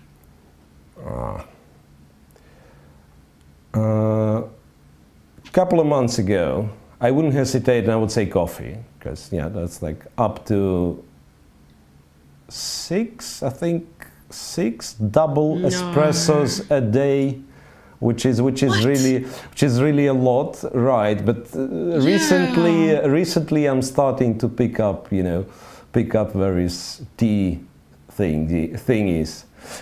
So yeah. Well, they say your body is 70% water, so yours was 70% espresso. Well, yeah. Well, perhaps by that point I'm a little bit decaffeinated, but it used to be. Yeah.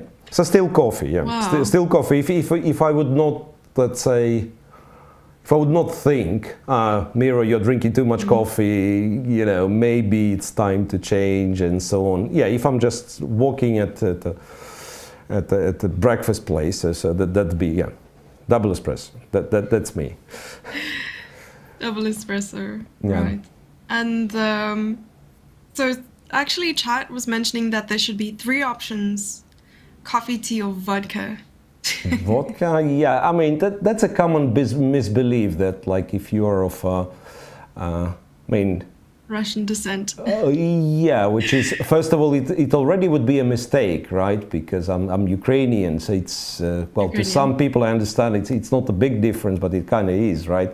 Also in drinking habits, believe it or not, right? But yeah, and somehow it's a common belief that yeah, you have anything to do with Russia or you're post-Soviet, you're supposed to drink vodka, which is not necessarily the case, right?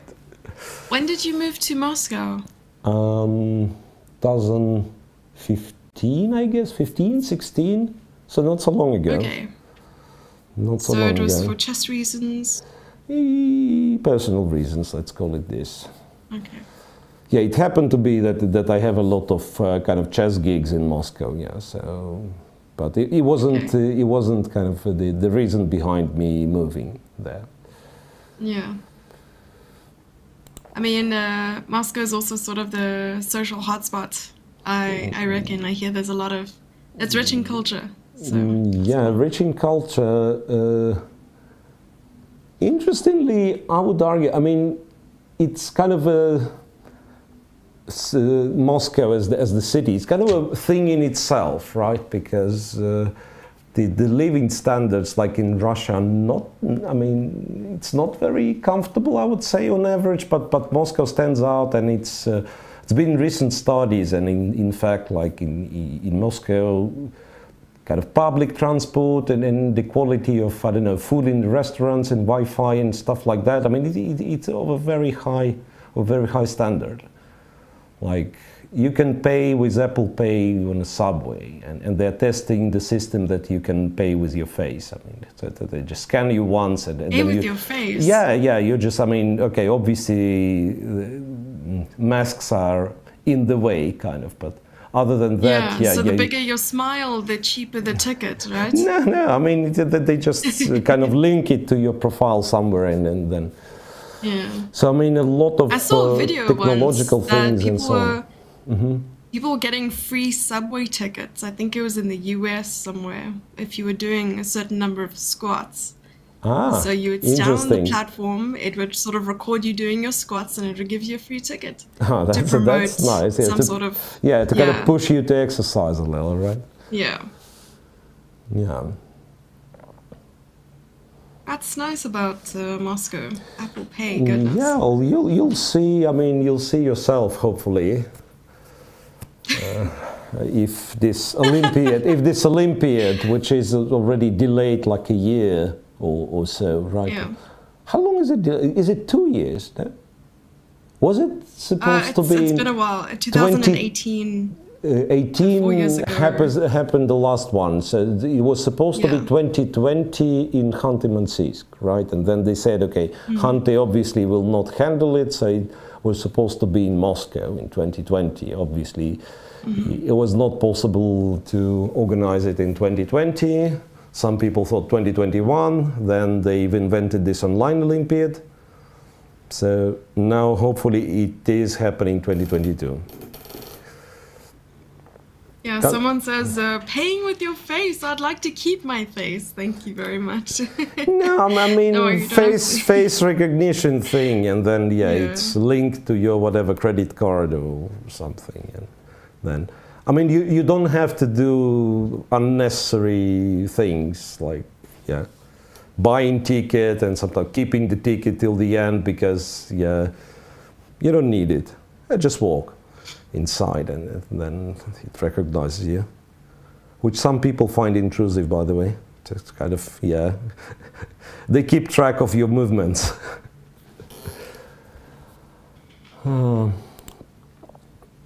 Okay, we actually do have a move which changes absolutely nothing. Rook d1, three moves in Rook fact. a d8, and I still believe it's still good for black. Still good for black, simply because white cannot really develop his stuff. But I think that the other game will agree on a draw very soon. So they keep moving. Okay. I mean, this is obviously a draw. Yeah. This is obviously a draw as soon as they're reaching move 30. It's obviously a draw as soon as they're reaching move 30, and they both know it, of course. They both know it. King f7. G3. King f7. Yeah. There we go. Or any other move, of course, which does not involve blundering the G2. rook, would have been a draw. Yeah, but that's that's a class. When you need to make a draw, this is how you do it. Yeah. King f6 and what? Will Levon think? Black needs to make move 30 and offer a draw. Probably you do not offer a draw in such a situation.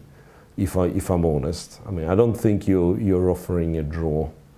Yeah, Lenier offers draw himself. Yeah, because in Aronian's case, it's sort of impolite offering a draw, and he didn't do it obviously because that means accepting a draw to Mingus resigns the match, right? So that's true. That's really nice of him. Yeah, if he feels like, then he will offer draw himself.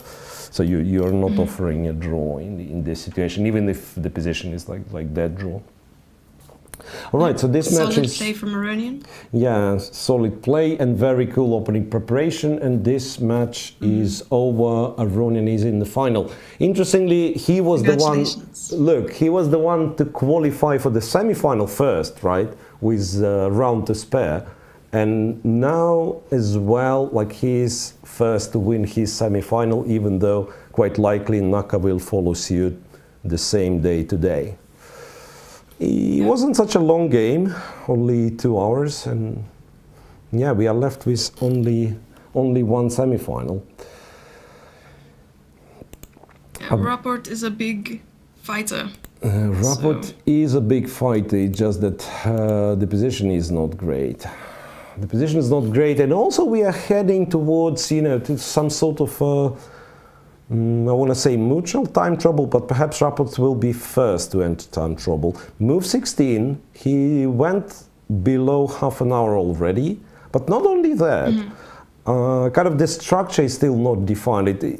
There is no way of simplifying the position, right? Sometimes it could happen that you spend a lot of time, you look for maybe for the ways to get an advantage or complicate the game, but you always have as the backup, you have an option of, don't know, trading open the file, doing something reasonable, like trading rooks against this open file on this open file. Yeah. Now it's really like every single move takes effort, right? Because it started very original, and then yeah, it will probably go on like this for quite a while.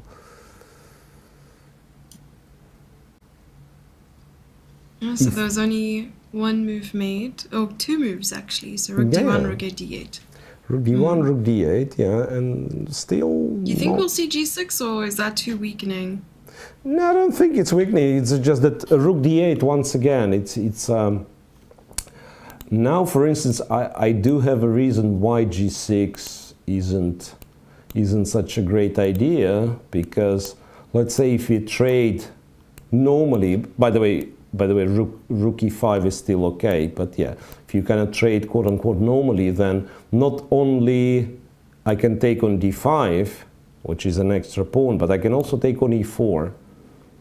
Funny move. Not every day you have an option of taking the knight with the queen, and the knight was protected by 2 pawns, but it turns out both pawns are pinned, right? So white actually wins a piece this way. Yes, rook a to d8, he protects the queen. g6, yeah, it's not a disastrous move, right? It's not like weakening black's position too much. It's just probably not the first priority. So he'll play rook d8, he'll maybe play g6 next move if there is no pressure on him. And there is seemingly some slight pressure on him. White went b4. White went b4. Planning, I don't know if he plans b5. I'm still curious about knight f2. I keep suggesting this knight f2 thing, but I think I'm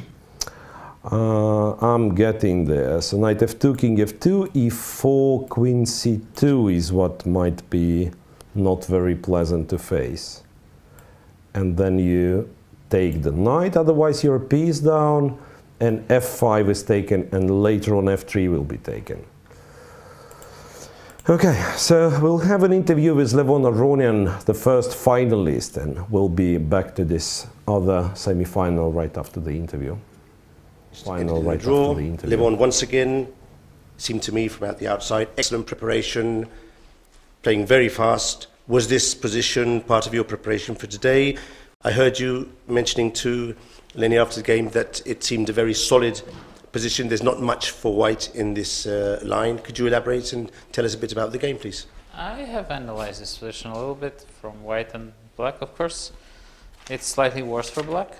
White keeps a slight advantage and he presses, but it's a very solid type of position that if white doesn't play the most precise moves, then it just gets gets into drawish positions very quickly. So, and I thought this is maybe a good idea for a game where I need a draw to play very solidly. Lenier, it seems you just couldn't get things going in today's game. With hindsight, what else could you've tried? Was there any other line you were considering for the game? Yeah, no, I was slightly surprised by the opening choice. I think Levon usually plays bishop c5, but yeah, after the position we got, I was hoping that maybe I could get some slight pressure as usual in these positions, but then yeah, after I played b4, which looks very natural, just it gets very, very concrete after d5 and b5, and I mean, I'm not even better in after these complications with the ed5 and knight takes e5. It's just a bit sad for a must-win situation, because it's not like I'm really close or anything. It's just black is really doing well here. So yeah, I couldn't do much. Okay. Lenier, you've played impressively here up to now. Great preparation, opening play has been very fast, good time management. Have you really focused on these Grand Prix events during these last months? Is your main objective to get that spot in the candidates in June? No, just generally I just want to improve as a player and work on my chess and continue doing what I love. It's not really directed towards any special goal. But I think, of course, some of work I did pays off. But this is an ongoing process that you need to continue working and not really thinking, what are you working for? Okay. And one last question for you, Lenier. How do you evaluate the first leg for you globally, and what are you going to work on for the second event that you're going to be playing in Belgrade or in Berlin again? Yeah, I think the result is objectively not. I mean, it's not bad at all, because I keep decent chances for the last event. I just need to play well, and yeah, I think in general I have to work maybe a bit more on my physical shape, because towards the end of the tournaments I get to. I mean, I tend to drop a bit the level. I get a bit tired, and especially when you have really tense games, and which is the case almost always in the events. So that's probably what I will try to do. As you know, we're being followed by tens of thousands of fans from all over the world, many of them Latin American, así que aprovecharé que Lenier también habla perfectamente castellano para hacerte la misma pregunta para aquellos que nos siguen desde los países latinos. ¿Cómo evalúas tu rendimiento en este torneo y qué vas a hacer para el próximo torneo para mejorar aún más? Sí, bueno, creo que objetivamente fue un buen resultado, no fue un mal resultado, porque me deja con chances bastante reales para el tercer torneo, que es el que voy a jugar. Y bueno, tendría que obviamente jugar bien ese último torneo. Creo que sin duda tengo que mejorar bastante la forma física para mantener un nivel de energía durante los torneos un poco más alto, porque suelo cometer más errores y tal en las segundas mitades y en las partes finales del torneo, ¿no? Sobre todo cuando hay partidas tensas y que requieren mucha energía, como casi siempre es el caso en estos eventos. Así que eso es lo que voy a tratar de mejorar no solo para el próximo Grand Prix, sino en general, ¿no? Thanks. Thank you. Okay, so I have a question, Jesse. Do you speak Spanish? I don't speak Spanish. I knew that was going to be the question to you. Absolutely, no. But it sounded so much better. I mean, there was a lot of passion, a lot of It sounds like it has like a kick to it, you know. Yeah, absolutely, absolutely. Okay, we have another interview with Aronian and Dina.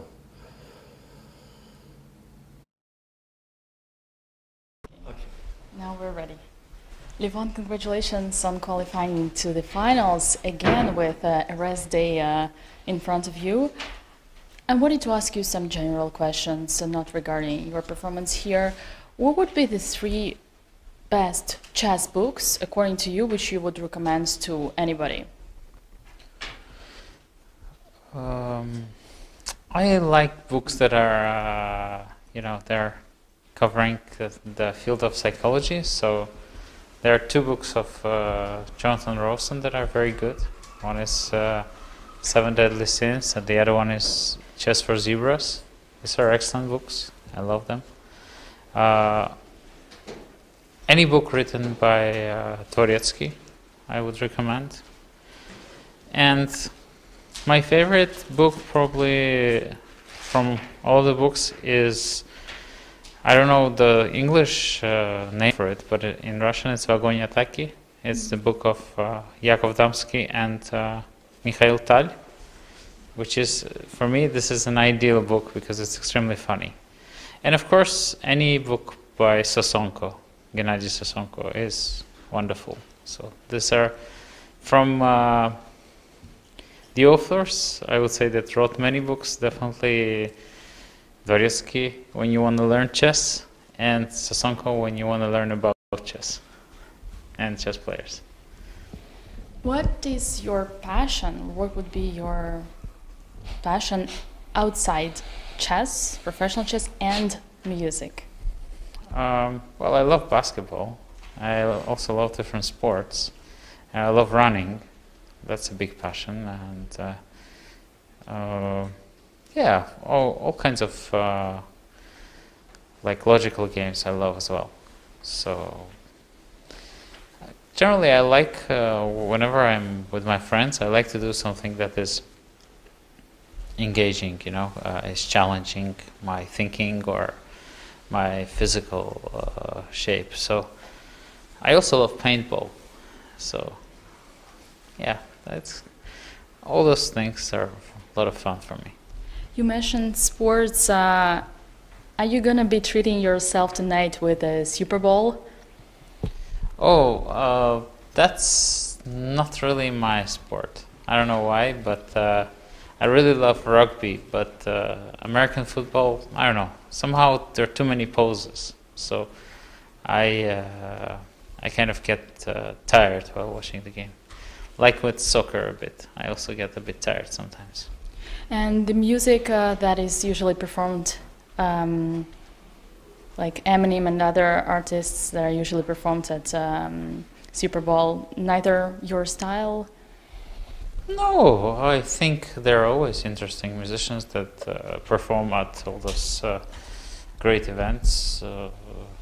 And I believe that if somebody is very successful at something they do, there is a reason.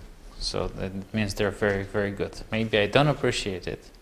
I mean, maybe that's not my type of music or type of art, but at the same time, I cannot just ignore it. So I try to, you know, one of my favorite composers, Benjamin Britten, he never liked, I mean, he understood that Brahms is a genius, but from time to time he would feel that, no, this is, I don't like this music.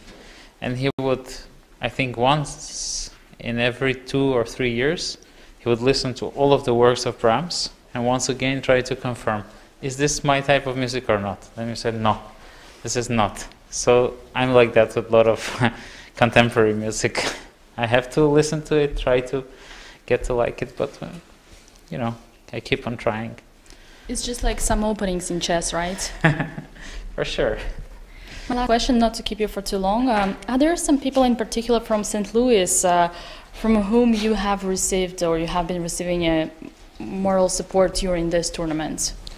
Oh, of course. The chess club is always supporting us. I think all of the players that live in St. Louis, Lanier, me, and Fabiano, and other players. And, well, all my little Armenian community in St. Louis, they always write to me. So yeah, there are a lot of people who write to me. They're actually in St. Louis and they're watching, and some of them, yeah, they're sending me some ideas and things like this. Opening ideas. Yes. That's very nice, Levon. I wish you a very good rest for tomorrow and be in great shape for the finals. Thank you very much. Thank you.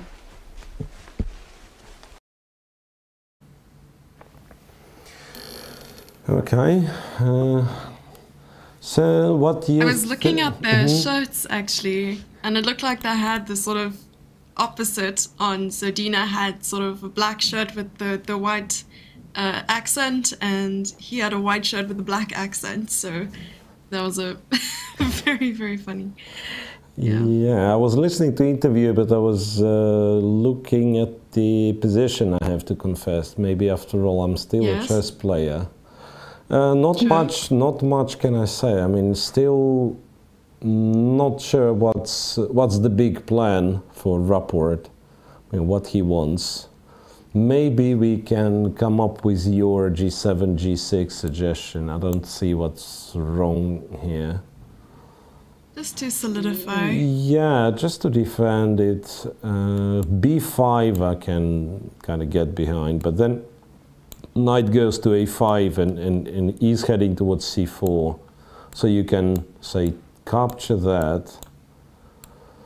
But I don't see the way to continue for white, kind of to develop the attack. So both bishops are kind of bad, right? You'll never be able to play C4, it seems. Say it's black who's going to put the knight on C4, and yeah, it still looks... I mean, like, if I disregard the situation, because you know, the tournament situation kind of suggests, or rather match situation suggests that white is playing for a win and you keep looking for like ways to get an advantage for white.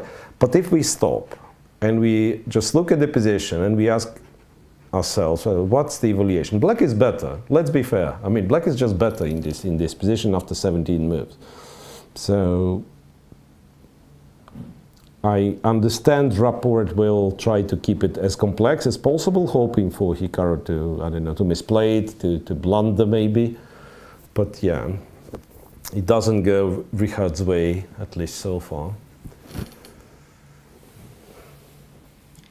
He's probably just seeking chances left, right and center. Yeah. But here we have 32 minutes on the clock for Hikaru and 26 minutes for Richard, so they are sort of even in time, equal in time. Yeah. There we go. So He's approaching the ceiling for some good moves. Yeah, it's not uncommon, Hikaru looking at the ceiling, and he's not alone. There have been examples, I believe. Yeah, like I think Ivanchuk used to look anywhere but not on the board, right? Peter Swidler does it from time to time. Alexei Shirov. I made a parody video about it recently. Ah, really? Yeah. Featuring the moves on the ceiling. Yeah.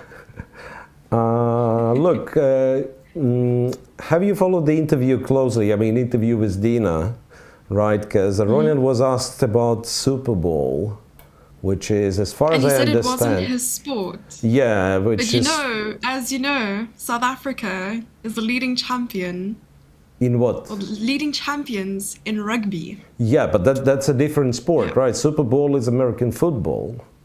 And yes, but he did say that Super Bowl wasn't his sport, but rugby was. Yeah. So that's what I mean. I know. Yeah, I was actually to ask like, what's the other sport? Because the only thing I know about kind of South African sports life is that rugby is very popular, and also you tend to be very good at it, right? But anything else apart from... Not personally, but...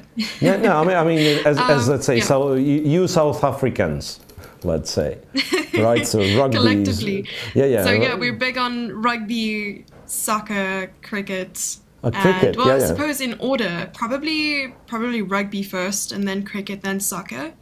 And possibly swimming, although it doesn't get as much traction. We do pretty well in the Olympics. Mm-hmm. Okay. So and I would love to say that chess gets more traction, but unfortunately not quite as much yet. Yes. Yeah, because soccer doesn't need to be mentioned, or football, as they like, unlike American football, just football. Yeah, because it's everywhere. That's understandable. And cricket, I kind of wasn't sure, but it seems that every single kind of Commonwealth country, or how do you call it, like ex-colonies, right? Like cricket is played everywhere. Yeah, probably Commonwealth is quite an accurate statement, because we have England, India, South Africa, a bunch of other main countries. I can't really, maybe Scotland. Yeah, and wait a second, Pakistan. Well. Pakistan, are they playing I don't know. Rugby? Maybe Sri Lanka, but that's more cricket as well. Yeah. Rugby and chess. Yes, Yeah. I wish it was rugby and chess. But you know, we're trying on Twitch to commercialize the sport, so it's not that we're not trying. Yeah. Rugby and chess. I thought, like, you've probably heard by that point about this chess boxing variant, right? So I just thought, could Yes. we somehow... I've competed a bit. You've competed? No, I'm just kidding. Yeah, but I was thinking, can we somehow mix chess and rugby? I don't know in what way, but... Actually, there was a movie. It was such a wholesome movie. So there was a boy who was sort of pushed by his dad into playing American football, and he just didn't want to. He wanted to become a ballet dancer. So what he did was, in secret, he went and he did ballet lessons and stuff like that, and he really adopted its form. And obviously with ballet, you have to do a lot of stretching exercises and be very flexible. And then somehow there was like a merge. So when his father sort of found out that he was doing ballet instead of football, he sort of played football, but introduced the football players to ballet. And it helped them with their flexibility so much that they would start winning more games. Okay. And so there was a crossover there. So perhaps we should use strategy of chess, do a crossover with rugby, and make that happen somehow. Or vice versa. Maybe chess players have to just get fit like rugby guys, like the... I don't know, we won't be able to fit in the chairs that we see on the screen right now. We'll just be sitting there all buff, like... Oh. Yeah. Yeah, someone called it chugby. Chugby, yeah, so. Yeah. Well, we already have the name for it. Look. Rugged. It's nice. Oh. Yeah. Yeah, but I was thinking of you know, of different variants. Like I remember, I think it was Kostyniuk, Alexander Kostyniuk, and her husband Pavel Trigubov, who pushed the idea of having chess/tennis tournaments, which, well, two different, completely different disciplines, of course, but yeah, why not? Why not? And then, yeah, rugby though, you need a lot of teammates, right? You can't really, it's not a lot of teammates. A lot of, yeah, so I mean, the rugby team is much bigger than the chess team, the usual chess team, which is what, four boards, sometimes 6 boards in some leagues, but yeah, so it doesn't add up necessarily, but yeah, still we could think of this idea. Alright, so we have a move by Naka. Which is queen to e6. Queen e6, yes. Queen e6, okay. So we have Chugby and Chenis.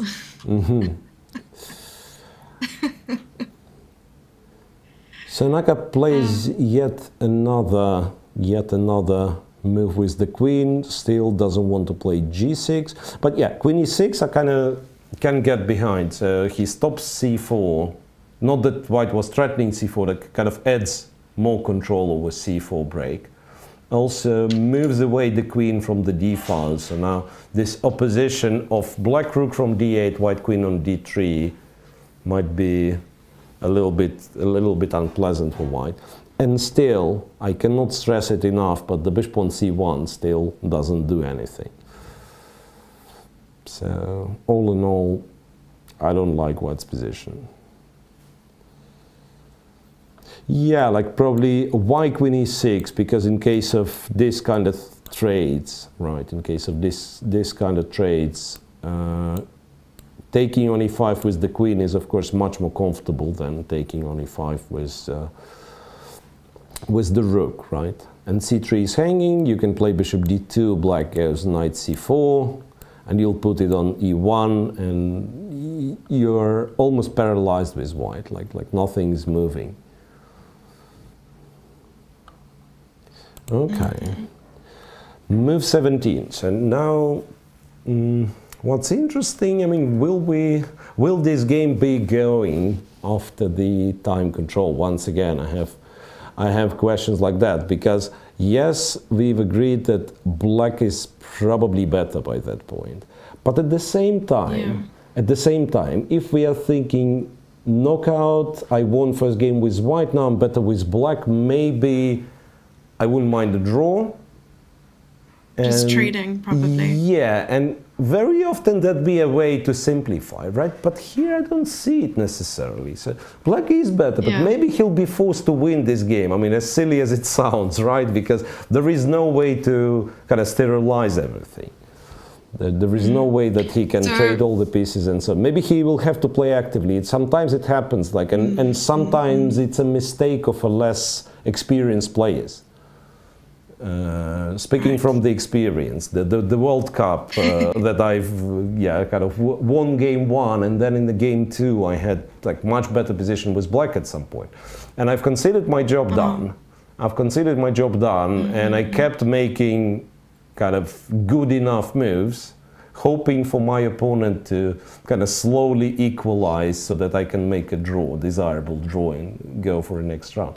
And obviously, no sane person would try to equalize. So that's what I'm saying. Like, it doesn't matter the evaluation unless black has kind of a straightforward way of progressing, either like winning the game or making a draw, but kind of forcing a draw. Other than that, Rapport will still make moves and try to keep the tension, try to keep the position as complex as possible. Probably. And he plays b5. They have roughly 25 minutes to play, what, 23 moves? Yeah. So they will have to start making moves a little bit faster than they are. b5 so b5, what are your thoughts? You know, b5 is a little bit of a surprise, to be honest, because unless he has spotted something direct, I don't really understand b5, because really knight a5, knight c4 improves black's knight a lot. Exactly what happens. Yeah. And he did play knight a5, plays knight a5 without any quite hesitation. Quickly as well. Yeah, now he's about to play again. There we go. So they've entered this line. Yeah, d takes e5, bishop takes e5. Wait a sec, knight d4. Maybe knight d4 is what he wants. Knight d4. Knight d4. Would you take with the bishop probably just to simplify? You need to take because f5's hanging. I mean, I'm not sure how serious that is. Like maybe you can play queen f6 and there is some tactic like knight f5 you take c3, bishop f5 you take d4. Yeah, but I don't see a reason not to take. Wait a sec. Maybe I do see the reason not to take. E takes. E takes, right? Knight d4 was played. Knight d4 is played. Point is, now I take with the e pawn and then bishop f4, maybe f3, rook e1, all of a sudden white manages to go out from the corner. What I could do potentially, can I go queen h6? I have a question. That's actually the recommended move. Bishop takes and knight f2, huh? Does that work? Takes. Does that work? You like this knight f2 move. No, but here it's, it's a straightforward attempt to make a draw. Just perpetual. Check, just a perpetual. Then king f1 maybe is forced. King f1, and that's the perpetual I was talking about. You just go queen h1 and queen h2. I'm not interested. I mean, quite possibly bishop g2 wins. Bishop g3 wins, right? Quite possibly bishop g3 wins, but queen h1 wins the match. So that's that's my point. Like if I know that queen h1, queen h2 wins the match, my brain is kind of blocked. I can't calculate any further. Is there any way white could continue after queen h6? Like queen h6, bishop g2 apparently, right? And you have to pray because now knight. Somewhat a sidetrack again, if I may. Yeah. Someone mentioned a combination of Formula 1 and chess. 2 games for a royal. It's a royal game, you know what I mean? So, you either get checkmated or you crash the car, or it would be nice to have some F1 legends playing chess as well. You're really great for the game. Yeah, but they'd be good at bullet or something. I mean, it's faster time controls. I mean, I cannot imagine them playing classical game. Because, yeah. Maybe blitz to start with and then getting faster, yes. I agree. Yeah.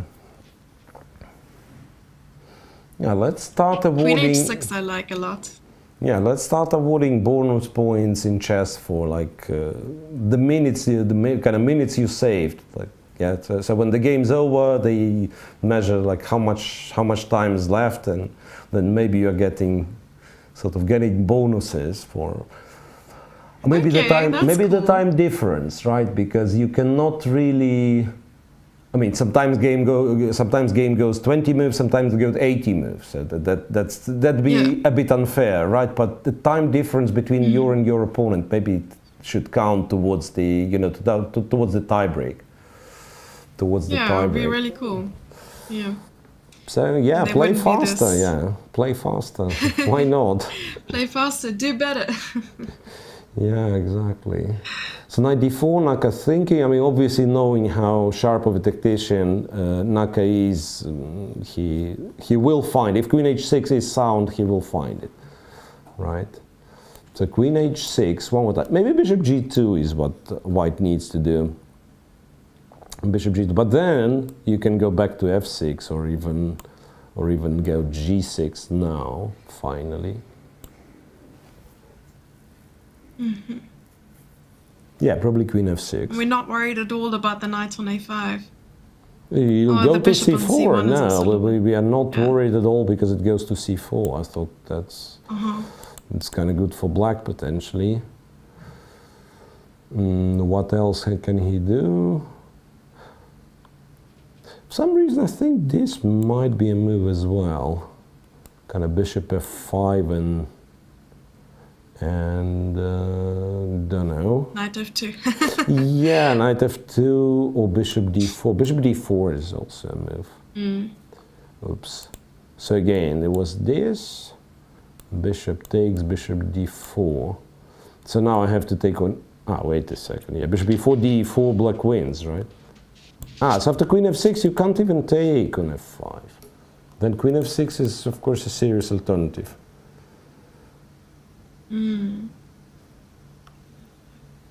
Still didn't play a move. Yep. Waiting after 94. So he has 22 minutes versus 23 minutes. Quite a slow development in this game today, right? Like they tend to spend a lot of time in the opening phase.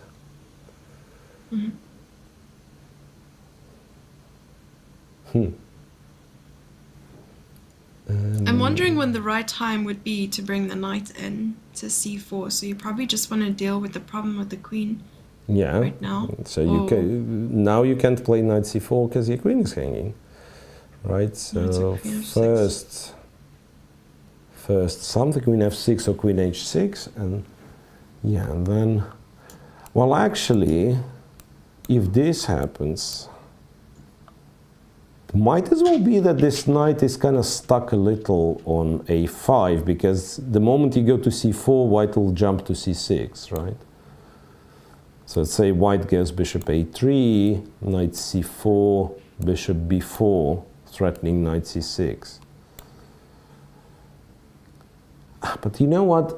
Since the bishop is on b4 already, that means now it will have difficulties coming back to c1. So maybe with the bishop on b4, I actually do take on c5, because now ed4 doesn't really scare me. The bishop now will have difficulties coming back. By the way, knight b2 wins in exchange. What am I talking about? Yeah. Knight b2 just wins in exchange. Yeah. Probably. I got somewhat excited after this knight d4. I thought black has to take it, and then it would be a bit unclear. Not unclear, but quite a bit unclear. Yeah. It is the calm before the storm. And Hikaru Nakamura is concentrated on the board. Yeah, but narrating the whole situation. Will there be a storm though? That's the kind. I mean, it feels like, yeah. Well, logically, like there is a lot of tension, and I mean, since I've commentated on many events, it's very often that games like that, they keep tension, and then still like kind of the position is balanced and full of full of tension, but nothing really goes on. And then in the time trouble, it would be some fireworks of tactics, right? That might be one scenario. But the other one could be that, yeah, everything is left behind the scenes. Like they've calculated a lot of sharp lines, but what they'll do on the board, they'll reach a time trouble stage like 5 minutes each, and then they'll carefully trade all the pieces. The problem for that second scenario is that we are talking knockout in which Rapport has lost game 1. So he's very unlikely to be satisfied with the draw. He's not nervous, or he's just kind of, because sometimes it feels like he's acting a little bit, right? No, seriously, yesterday I was not convinced till the very, very last moment. When he was on seconds and he kind of didn't see the easiest win and went for this king c6 in the endgame and so on. Only then I realized that all the time that he was, making faces and shaking his head, he was actually nervous and not kind of, acting for the public. Right, so... Well, everything's for content, right? Everything's for content, yeah, exactly. It's just that some people... Well, at least we haven't seen any bong clouds. I'm really happy. Yeah. I wouldn't say some people on Twitch take it way too far when, this everything on for content. And I'm not talking about Hikaru, he's actually a legit player. Yeah. Okay, 94, what else can be? So far two candidate moves, yeah? F6 or H6. Queen F6, Queen H6. Yes. I thought you were talking about the pawns for a second. I was like, the pawn can go backwards? No, New magic trick? It's not even if it could go backwards, it's not the move that you want to play. Mm-hmm. So Queen F6, Queen H6, two possible moves. Yeah, I was wondering if Queen H6, Bishop G2, Knight F2 is still possible, which is perhaps too much. Right, so King takes, Queen H2, G3 is hanging, Knight E2, and here perhaps I don't have enough I don't have enough resources. I can tell you what the evaluation is. Rook H1 is a threat. After Knight D4? After Queen H6. After Queen H6? After Queen H6, so that's actually the best move. And according to what I'm looking at, then there's Bishop G2. And now it's really cool. So there's Queen H5 aiming at the rook, and you can play something like Knight takes C3 or something like this. So Queen H5 is maybe a clever trick, because it also protects the F5 pawn, right? And you're absolutely right, Knight C3 is sort of a threat. It's got to be slightly better for black, maybe, or equal. Now with Queen H5, I think white has like Bishop F3 and then maybe back to G2. It might be equal. Yeah, it's showing slightly better for black, as in 0.5. But other than that, it does go sort of up and down, so it's equal as well. But it stopped at 0.5. Yeah, 0.5 is a decent advantage, right? It's just, once again, as we agreed, as long as it's not 5 for black, right, or -5, then Rapport doesn't care all that much, right? Okay, his position is worse. He'll play his worst position for a win anyway. Do you think maybe a bigger cam of Hikaru would be good right now, just to sort of see what he's looking at? Yeah, if we have a bigger cam, eye traction would be nice. Yes. Sorry, I processed that way too late.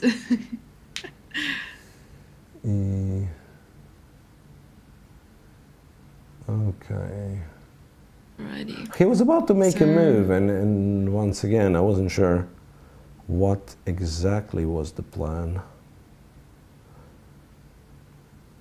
How bad? There are several times today that I've heard you compared to Garry Kasparov, as in your voice sounds a lot like Garry Kasparov. Don't know. Seriously, never thought of it.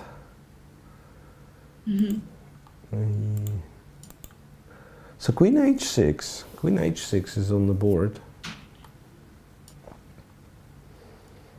Okay, so Bishop G2 is the only move, right? Knight F5 drops the bishop. Bishop F5, as we figured, Knight F2.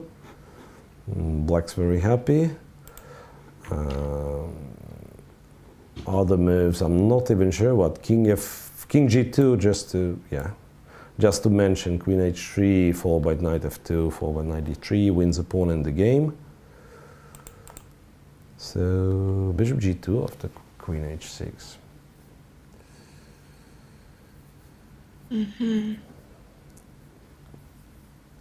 And then we'll see.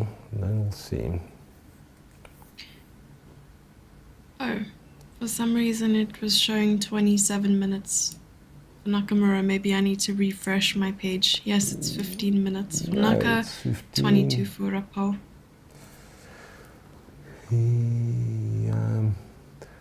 Okay, so remember I was questioning if it's H6 or the F6 square for the queen, and Naka manages to do both.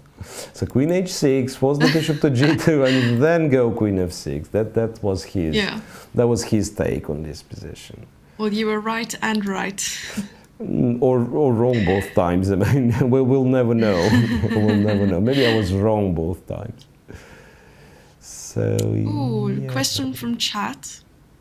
Yeah. So, what chess book to recommend to someone trying to go for 2000 rating?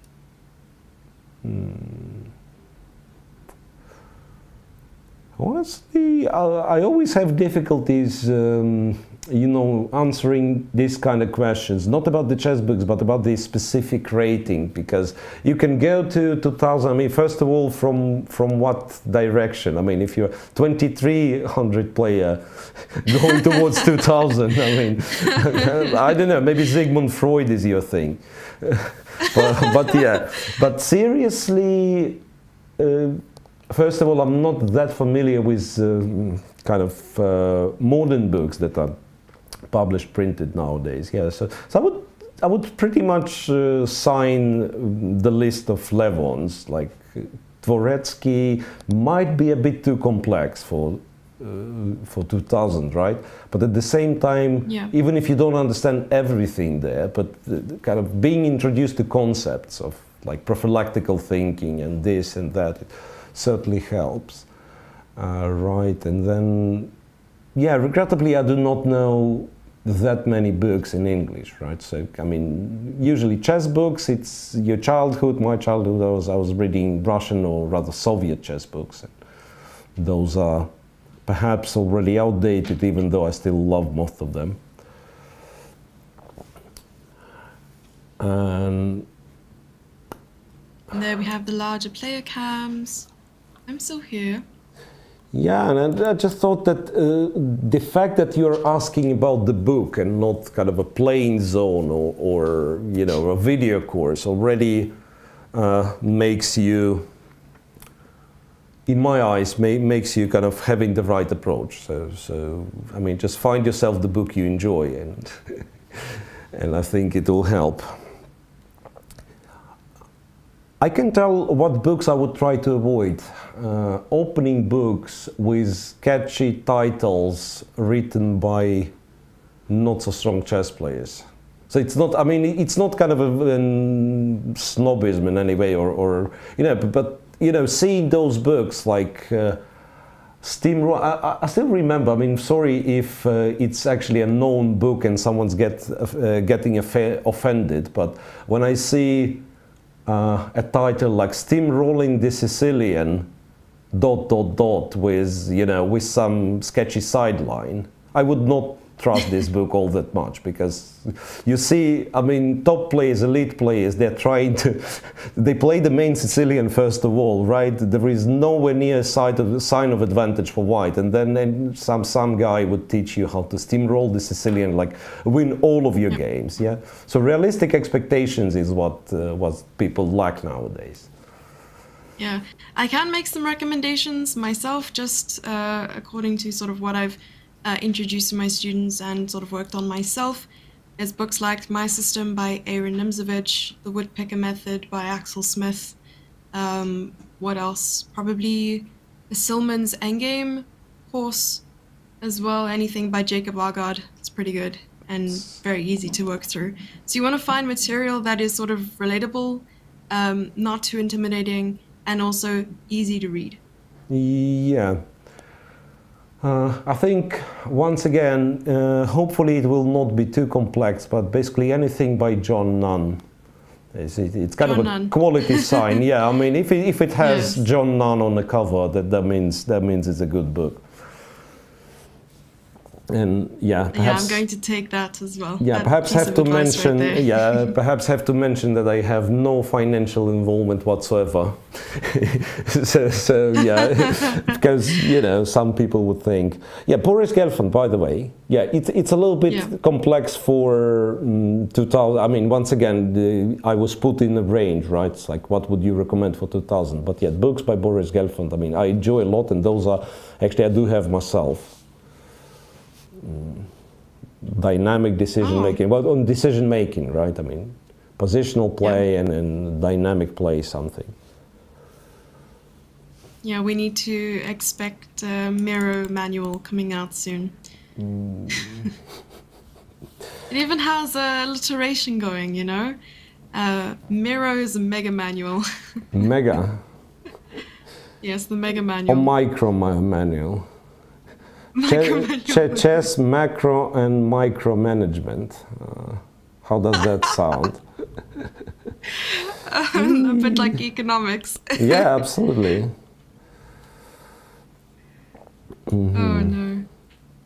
So he's played a4. A4, which is honestly a bit. I'm a bit surprised. I mean, why I'm posing.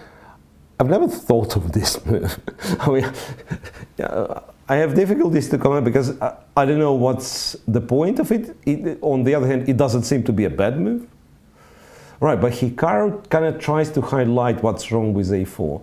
He captures on d4, and now if you originally remember, we were very optimistic about taking with the pawn and then developing the knight to f4 and so on. The bishop, sorry, developing the bishop to f4, but now, since a4 is played, b3 is accessible for black knight, so it's knight b3, gonna be knight b3, exchange on c1, and then black is probably very happy with this position, I would guess. So the knight on e4 is quite strong. White's bishop on g2, it's not a bad bishop, but it's not very active at the moment, right? And so queen takes is not very good, I would argue, because you are trading the queens and also you allow knight b3 once again. So pawn takes, yeah, okay, that makes sense. C takes d4. But then black can put the knight on c4 once again, right?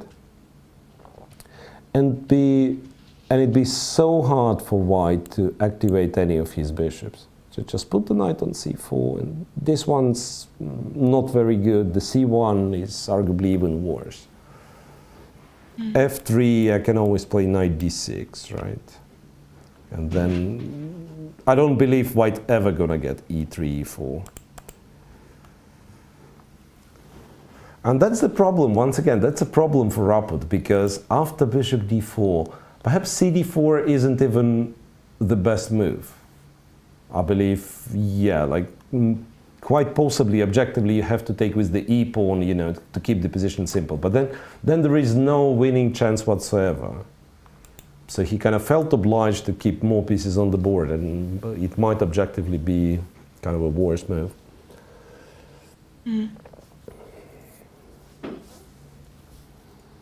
So I wonder if it's knight c4 or Hikaru will find something else, because there might be other moves. There's even some, I mean, I'm not a big fan of this, but technically there is knight c5, kind of abusing the pawn, the pin of this pawn, the d pawn. And then my point is, like, if you move the queen, then I go to b3 with this knight, and still I'm able to take on c1 and say play rook e7, and we are getting to some really weird, wanted to say calls, but it's not really a calls, but I mean, I don't know what this structure is called. But yeah, but knight c5, oops, what's that? Oh, you played c5. Ah, he played c5, yeah. Kind of erasing my knight c5 thing.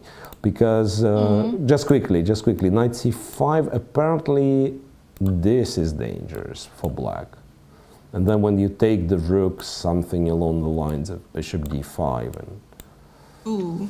Yeah, and don't know. I mean, it's a pin which is annoying. But maybe queen c2, by the way. Yeah, queen c2, bishop b2 is a threat. Yeah, that's definitely not what you want to do with black, especially in the game where draw is good for you. Okay, c5.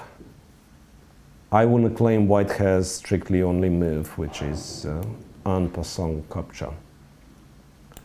Mm-hmm. Because if you let c4 happen, then kind of black is simply better for good. Yeah, so b takes. Yeah, I think you take, and then he probably captures. No, I think knight goes to c4. That's what I thought. So maybe queen takes, then put the knight on c4. No, black has no problem whatsoever. But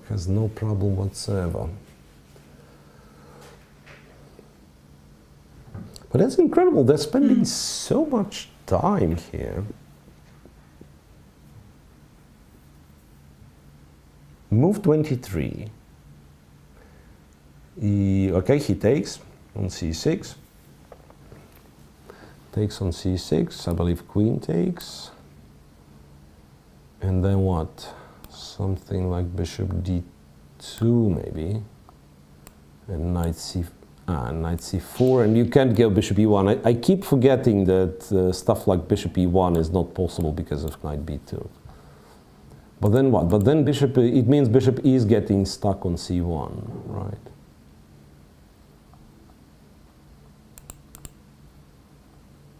Is Naka back at the board? Yeah. Takes with the queen, yeah. Takes with the queen with because, confidence. Yeah. No, but I think the moment he played bishop takes d4, he already kind of foreseen the entire setup, that he'll play c5 next move, that white will have to capture, and then like queen takes and knight c4 is much more standard than capturing with the knight. Even though it's probably not bad, like taking on c6 with the knight and then opting to play knight b4 and stuff. Right, but queen takes and intending to play knight c4 is very natural for such positions. This is pretty overwhelming. But also, Jesse, I just thought also he might as well consider like queen c4 in some positions, like because to trade the queens. Trading the queens, yeah, it sounds a little. What happens after f3 for white? F3. Trying to just chase away the knight. I mean, in the worst case, I can go back. Protecting e3. In the worst case, I can go back to d6, right? Okay. And then this goes to always c4. Be there. Yeah, it's so solid. I mean, it's incredibly solid for black. So really, to have something, you somehow need to break through with e4, and I don't see it happening because, for the time being, black controls it 5 times. 5. White doesn't have enough pieces. Like you double. Imagine you double the rooks on the e file. You need quite some time to do so, and still not enough defenders to go e4. So that's just too much. The rook is just those rooks are just fire down the e and d file. Yeah. No, well, I'm not sure if black will play for the win in this game, right? But the setup is so kind of so pure, like knights on e4, c4, rooks in the center, well, and also the pawns like d5 and f5. The only drawback, typically, of this pawn placement, and it can easily be seen in the Dutch stonewall, that it's a weakening e5 square, right? But white doesn't have the right tools to go to e5 square. You need the knight on f3, and then you can jump to e5, right? But there is no knight. The bishop from c1 never gets to e5. So that means black has all the benefits of having those two pawns, right? That they control e4 firmly, without kind of avoiding the downside of having pawns on f5, d5. Yeah. So all in all. Have you ever read the books by Garry Kasparov, My Greatest Predecessor? Yes, in Russian, but yeah. In Russian? Yeah. I mean, aren't they difficult to get through? They'll take some time, right? I mean, I was to be perfectly honest, I wasn't kind of following all the chess thing, because I've decided, at least for myself, I'm not claiming that's a kind of a right approach, but I've decided it doesn't make sense. Like, what do I really care what Engine says about, say, Lasker Capablanca match and games from there? So I'm not a seeker of kind of absolute truth. And then if Kappa won a nice game and then later on it would turn out with Stockfish 10 or whatever was used for this game that Lasker could defend, I could not care less. So I was reading like sort of a historical book with some references, and that was of course a pleasure to read. But for this one has to know, of course, those classical games by himself, which in my case, yeah, I mean, and most of the chess content I would kind of briefly look through. I understand, I know this game, and I don't care that much about like deep variations found with Engine, right? Then when it gets to, Cup of Kasparov, what's that, volume 4, volume 5, I don't quite remember. Then of course it's interesting, kind of even modern analysis, because those are super strong players already. And then you're curious to know how they would stand against the very best, right? And then you want to check what computer says about those games. But for the remote past, for the distant past, why would I care, right? Okay. Alekhine played a gambit line against Oiver, which turns to be incorrect. So what, right? He won the game. He won the game. I mean, why would I care? Yeah, he still won the game. Yeah. Yeah. Rook d1. Couple of moves more. Bishop d2. Right. Yeah. Knight c4. Played knight c4 quite fast. Yeah, and rook dc1, pinning the c4 knight. Okay, so that way, white actually gets to play bishop e1. Yeah, not that it changes the evaluation dramatically, but at least he's not getting this knight b2 thing. Bishop e1. Okay. But still, what's the plan for white? What's the long-term plan for white? I mean, there is none, I believe. You simply can't do anything. Yeah, queen e6, and he can start doubling the rooks on the c-file, and white has no plan, no play, I want to say, no play whatsoever. Hmm.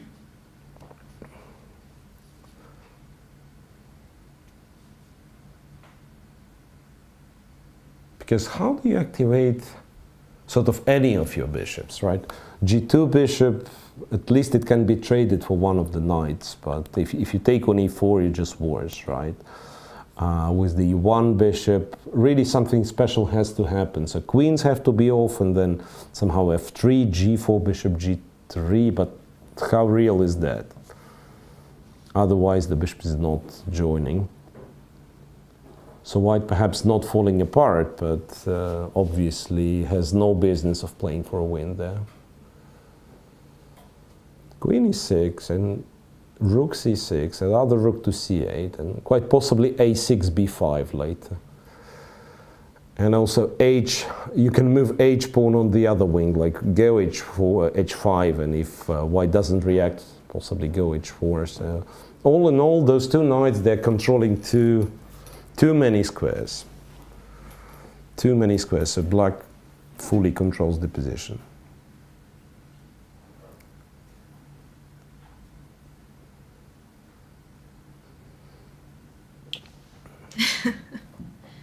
Oh, they're still discussing the hackathon that happened on Twitter just a day ago, calling it Gate. Gate. Oh my gosh. Yes. Oh my goodness. I've only was played. Rook c to b1, yeah. So a5, he wants to play a5, right, and maybe open some file there. One thing black can do is go a6, so that a5 is always answered with b5, and he did, right? He did play a6, yeah. He did play a6. So now a5 always answered with b5, and b6, even though it's an open file, it's not weak because it's always protected with the c4 knight. And once again, as I've mentioned, you can double on the c file by going rook c6, rook c8, and it's once again protects b pawn even further. Rook b3, so white kind of tries to do the same, double the rooks on the b file. Rook c6, all the same? Yeah, looks rook c6, it's logical. Hikaru sped up quite a bit, right? So he has. Yeah. So kind of keeps his last, what, 13 minutes? Because yeah, it's only logical, he understands the position is good, and maybe, like if you spend all of your time and leave yourself with 1 minute, maybe you'll figure out the kind of the utmost precise way of playing, or utmost precise moves order, right? But you will not likely, yeah, not likely like solve all the position right here, right now. Right. So he's taking a practical approach, so he plays kind of good. I was taking a sort of stab at him playing bullet all the time. No, I think it's absolutely correct what he's doing. So he's playing, playing kind of reasonable moves and does it fast enough so that if a critical situation occurs, he'll have this 10 extra minutes to kind of calculate it through to figure it out.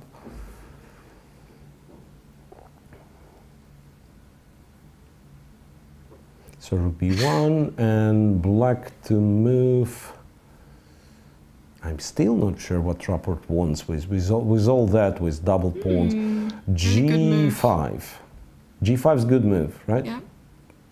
Yes. G5. Very, very good. He runs off. I wonder where he runs off to. Probably goes for a little bit of a jog and then comes back, or... I think G5, G4, right? G5, G4 is what he wants, so that the knight on E4 is also cannot be driven away. Probably just to lock down the position a little bit. Yeah. So that's what I thought. Like you'll go G4, and then whenever white tries F3, he'll have to deal with GF3, and the knight on E4 stays. Yeah. So one more time. I mean, it's got a board full of pieces, and even if you give white almost unlimited time, it's very, very hard to come up with any sort of a plan, right? With any sort of a plan for improving the position. Yeah. Black is just too solid. Someone says he went off to text me. Hikaru. Like them. Yeah, they're like, oh no, they went off to text me. To text or to get the text from... Because if he's texting you, that means he has a device with him, right? So... No, but Hikaru here, he doesn't need any external help. He knows the position is good. He knows the position is good.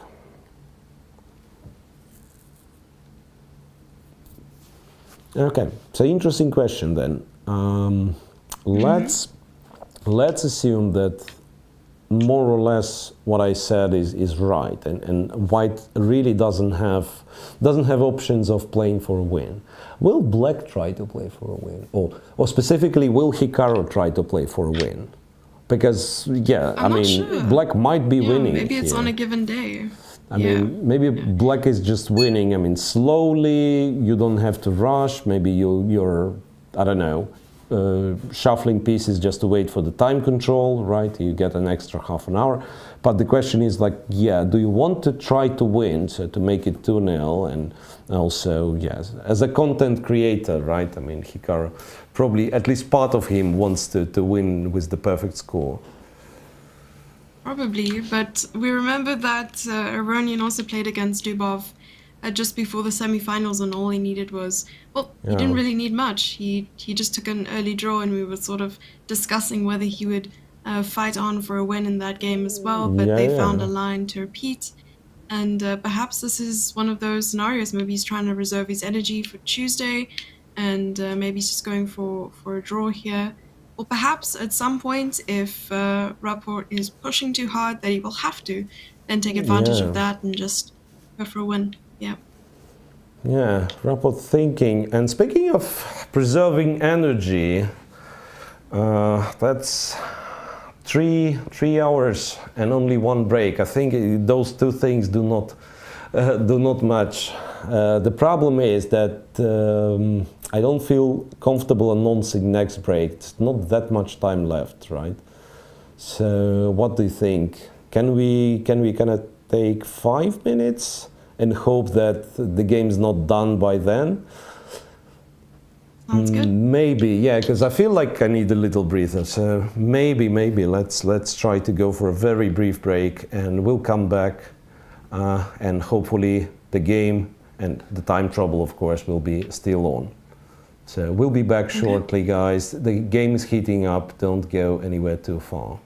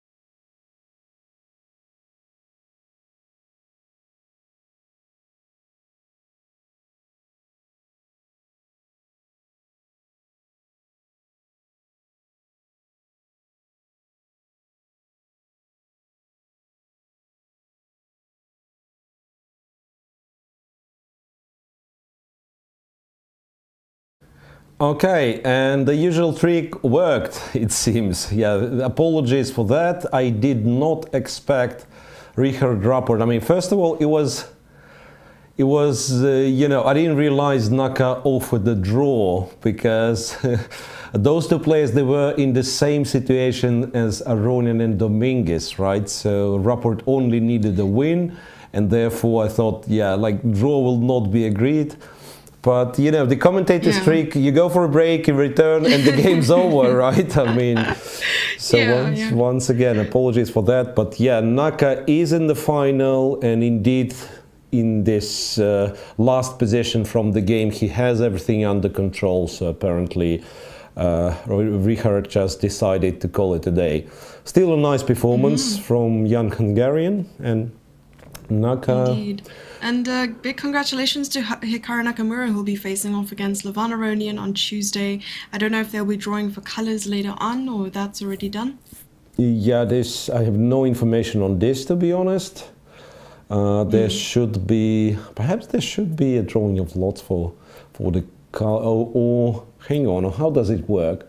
Could it be that the rating is sort of important? I'm not sure. Okay. Seriously, I'm not sure. But we'll figure it out by Tuesday, right? And for now, we are waiting for the interviews with the players. And yeah, surprisingly, that's seriously, that's the first time, I believe, first time in my life when there is no tiebreak after semi-final. So both semi-finals, both semi-finals concluded in the, you know, in the classical chess. In the classical chess, yeah. Also quite a quick round today. So quite a quick round today. 3 hours, 15 minutes, and both games are finished. Seems like they're ready. Yeah, yeah, okay, yeah. I believe they're discussing with each other, right? So it's not live, the interview, just yet. Yeah. It's nice to see them still talking about it. Yeah, they're still talking about it. There's a lot to talk about. I mean, that was a very interesting opening. And the match itself, right? So yesterday's game was crazily complicated, and today, yeah, like the opening was very, very original. Maybe not entirely sound from White's perspective, but very original. Yeah, okay, I believe we'll be muted and switch to the interview sound anytime soon. But we, yeah, obviously we will stay till the end and, yeah, announce what awaits for us next, right? Which will be final game 1 starting on Tuesday. Yeah, that's already not a big secret. It'll be a free day for all of us tomorrow, and then on Tuesday we will be back with more chess from Berlin. Not being in Berlin physically. One more reminder. Okay, so the interview is starts. The interview starts. We'll be back right after. So I'm here with Grandmaster Richard Rapport and Grandmaster Hikaru Nakamura. The game is ended in a draw. With this result, Nakamura qualifies to the final. Richard, you played the opening quite fast. I was sensing that maybe you played this position before recently. Is this possible? Yeah, I've had a game here. Okay, not so recently, like 3-4 years ago. Here in Germany, actually, in some Bundesliga. Okay, of course, my opponent was much lower rated and much weaker player than Hikaru, so he went something dubious after this e3 and d3 stuff, yeah. And then he captured in d4 too early, which was bad, and might is just much better. But yeah, I was kind of happy about the opening's outcome, but of course, probably I should take on e5, like Hikaru said as well, trade multiple times, but I felt like it's just too little simply for such a situation. So I tried to do something smarter than that, which resulted in, of course, something stupider than that. So, okay, as usual. Hikaru, did you, in your preparation, have this type of positions on the board?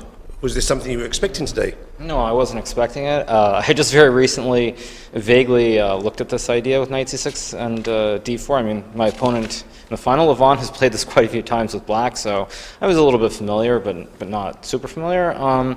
But I mean, basically, the match situation, I think, led to what happened in the game. I think in a different situation, Richard finds something that's a little bit more concrete, but it was very strange because he essentially allowed me to trade the light square bishop instead of exchanging the dark square bishop. And this bishop, basically the bishop on g2 is never active with this knight on e4, pawn on d5. And if he gets the dark square bishop, you can always go b3, bishop b2, and c4 and open a diagonal. So, I mean, somehow, I mean, of course, after the game, it's very easy to see why he shouldn't have allowed this. But, I mean, match situation was, of course, very unpleasant. And so he tried to create something more rather than just play with the two bishops, which, of course, is very understandable. And, I mean, at the end, I mean, I think maybe I could have tried for more if I really wanted to. But, I mean, there's no need to waste time. That was my question. Obviously, with the draw, you go straight to the final, which is the main objective. But it seemed to me that the end position, there was still a lot to fight for, and you even had the initiative. Would that be a correct assessment? Yeah, but I mean, why do I want to waste time? I mean, who cares about rating points? I mean, winning the match is all that matters. So, yeah, I mean, I could have played on. I mean, Richard would have tried to defend for a long time, and I mean, maybe at some moment I have something better. But okay, I don't want to waste time. Okay. Richard, how do you evaluate your tournament globally, this first leg, and what are you going to work on for the second tournament in the Grand Prix?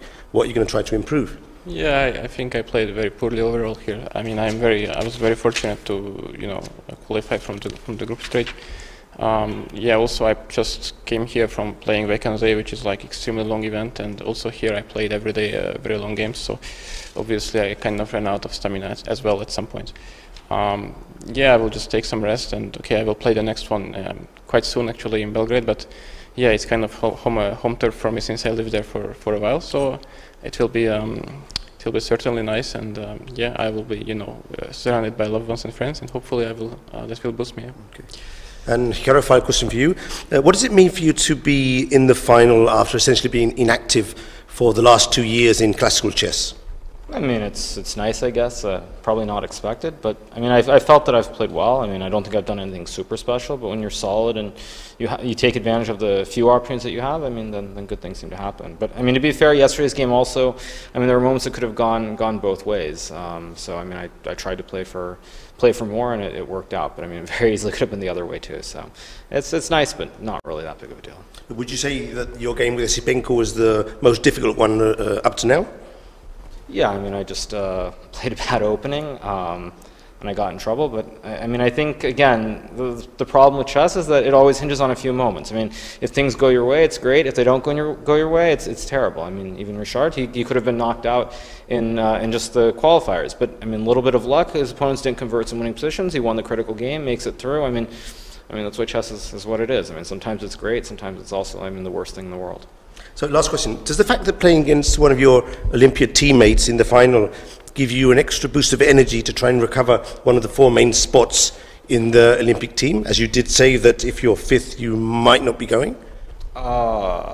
That's not even on my mind. The Olympiad is so far away, I mean, I'm not even expecting to play, so we'll see. Okay, thank you. Yes, now if I can just only one question for you. Okay, so Hikaru says it's not on his mind playing or not playing the Olympiad. He's missing Twitch chat way too much. Yeah, so Levon starts with this, yes, opening. What you will do opening, in the process, yeah. Take it. So Levon starts with black, and to be sure, Mr. Nakamura starts with white, the first final match. Thank you, Richard. For the colors, right? Drawing of lots for the colors. First game will be played with Nakamura having the white pieces. That was drawing for the colors in the finals. And then one more interview apparently with Dina this time. Ready? Hikaru, congratulations on qualifying to the finals. Also, once again, you're going to have one more day off before that. I hope you'll have some great rest, so congratulations. I wanted to ask you something outside the tournament, as always. What would be 3 best chess books, according to you, that you would recommend to everybody? I think that depends on the level. when I think about stronger players, let's just say above master, I think Dvoretsky's Endgame Manual is by far and away the best book to study, just because it's about pure calculation and games that generally are very practical and can happen all the time. So above master, I think that's one of my favorites. I mean, not to be biased, but I think if you're an amateur, even though perhaps it's a little bit outdated, my stepfather's book, Best Lessons of a Chess Coach, I think is actually very good in terms of understanding how you should approach the game and think about it, as opposed to just doing pure calculations, especially if you're like 16, 1700. So that's another book. And a third one, I'd probably say Kodov's book, what's it, Thinking Like Grandmaster, or To Think Like Grandmaster. So those would be the three books. Do you have some other passions, or what are your other passions outside from playing chess and streaming? Do you mean to make money, or do you mean to No. for fun? Because they're actually, I mean, it depends what the question is. I mean, if you're comfortable bringing it on, but obviously something that entertains you. Well, yeah, so I mean, I guess what I would say is, I mean, I spend a lot of time in the stock market and with real estate. I mean, these are almost just as important or as full-time as streaming, actually. So, I mean, I do a lot of different things. Casually, I mean, I like reading a bit. I like following tennis and following ice hockey as well. So those are the main sports that I follow. And from time to time, I mean, I'll play things like poker or backgammon. Those are some games that I like.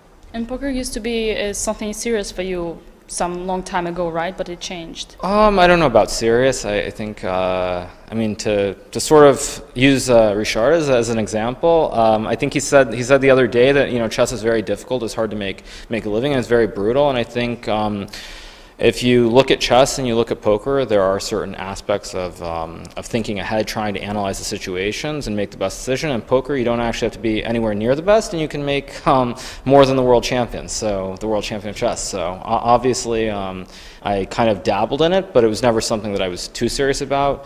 You know, I didn't have the results. I played, but I was never making the final tables.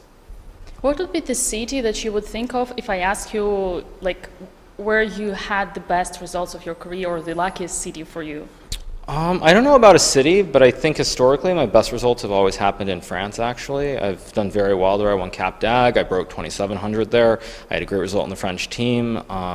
So I think historically my best results are in France. But if you want to ask me for like a favorite city, I always will look back. Actually, there are two places. I'll look back very fondly on playing in the London Chess Classic. I mean, I was there for 10 years in a row on my birthday, and played there so many times. And also a place that unfortunately will be very different in the future is Gibraltar. I always liked playing that tournament, playing at the Coletto Hotel. I mean, nowadays it won't be there anymore, but a lot of great memories from that tournament as well. Now that the tension is a little bit lower than yesterday, I was wondering, is the Super Bowl in your program for tonight? Not particularly. I mean, I think I've always watched a little bit of it. Usually I think I've been in Gibraltar when I've watched them. Actually, it's very funny because I remember going back maybe like 5 years, whenever it was, there was the Seahawks versus the Patriots, a game that was decided on the final play where Seahawks tried to pass the ball for some stupid reason. And I remember that I fell asleep at halftime because it was late in Europe. So I might watch a little bit. I don't know, if your team's not in it, it's kind of hard to be super enthused about it. But I mean, of course, and also I think the other thing is that nowadays the ads are pretty lame. I'd rather go on Twitch and watch ads than watch ads on just mainstream TV. They're just pretty stupid now. I haven't enjoyed them for maybe like 15 years, so not a huge fan. Right, and my final question, not to keep you for too long, as a top chess player and streamer, what advice would you give to me as a junior chess reporter? A junior chess player? Chess reporter. Oh, chess reporter, okay. I mean, yeah, no, sorry, I just misheard you, yeah, okay. So what advice would you give me? You know, actually, I think what I would say is that it's very important to remember that even if players at times can be, I mean, very chill, when players play long games, they have very difficult games with a lot of stress. You have to take that in mind, especially when they like lose a game, because I mean, for example, I think if you look at the interviews, Levon has been far more chill than I have, but Levon also has like not been in trouble in a single game. I mean, it's been probably as smooth an event as he could ask for. Maybe the first game he had to really show some technique to beat Vida, but other than that, I mean, he's never been in danger of losing, never had any issues, quick games. I mean, the game against Yasipenko was very long, very stressful. Yesterday, of course, was also quite insane. So I think just keep in mind that players generally they're pretty calm. But when you have really long games, there is a lot of stress. It is like a sport. All right. Well, do have a good rest for tomorrow, and hope that the finals is going to be amazing. All right. Thank you. Thank you. Jesse, I have a question for you as the continuation of this interview of Do I trade in the stock market? No, that you don't have to disclose. Yeah. Will the finals be amazing? That's the only question that bothers me. We are to find out. I think there will be some fireworks. I really think so. Yeah, we are to find out on Tuesday, guys. Tomorrow, enjoy Valentine's Day, right, if you celebrate. Anyway, tomorrow's the free day for the players, for the commentators, the technical staff, entire crew. And starting from Tuesday, chess in Berlin will be back. So final, same system, consists of 2 classical games. If tied, then the tie-break on what's going to be Thursday, I believe. Yeah, and before we finish with today's broadcast, one more time, that's my duty and great pleasure to remind you guys about the partners of this event, which are Kaspersky as a cybersecurity partner, Algorand as the blockchain partner, and FIDE Online Arena is the official gaming platform. Yeah, so once again, can't thank enough to those companies who supported the Grand Prix series, who support chess. Thanks very much. Okay, Jesse, final words maybe? Something? Yes, well, I'll be seeing you on Tuesday for sure, and it's the matchup I was really actually hoping for. I was tweeting about it. And I think it'll be very exciting. I mean, that we know that they're both sort of eccentric characters, and Aronian's been playing really fast in the last 2 games that we saw, and I'm just curious to see what happens on Tuesday. Yeah, absolutely. That'd be a very, very exciting match, because one of the thoughts that I have, Hikaru would be a favorite against almost anyone if we get to the tie breaks, right? But Aronian is a very, very good player in Rapid and Blitz himself. So even if, like in the case of 1-1, you know, like Hikaru against an average player from the Grand Prix, I would say, oh, of course Hikaru, faster time controls, right? But with Aronian, it's a little bit trickier. So even if it's 1-1, we won't be able to tell the clear favorite. So of course it's an exciting final, and we will be back on Tuesday. Once again, thanks for watching. See you guys day after tomorrow.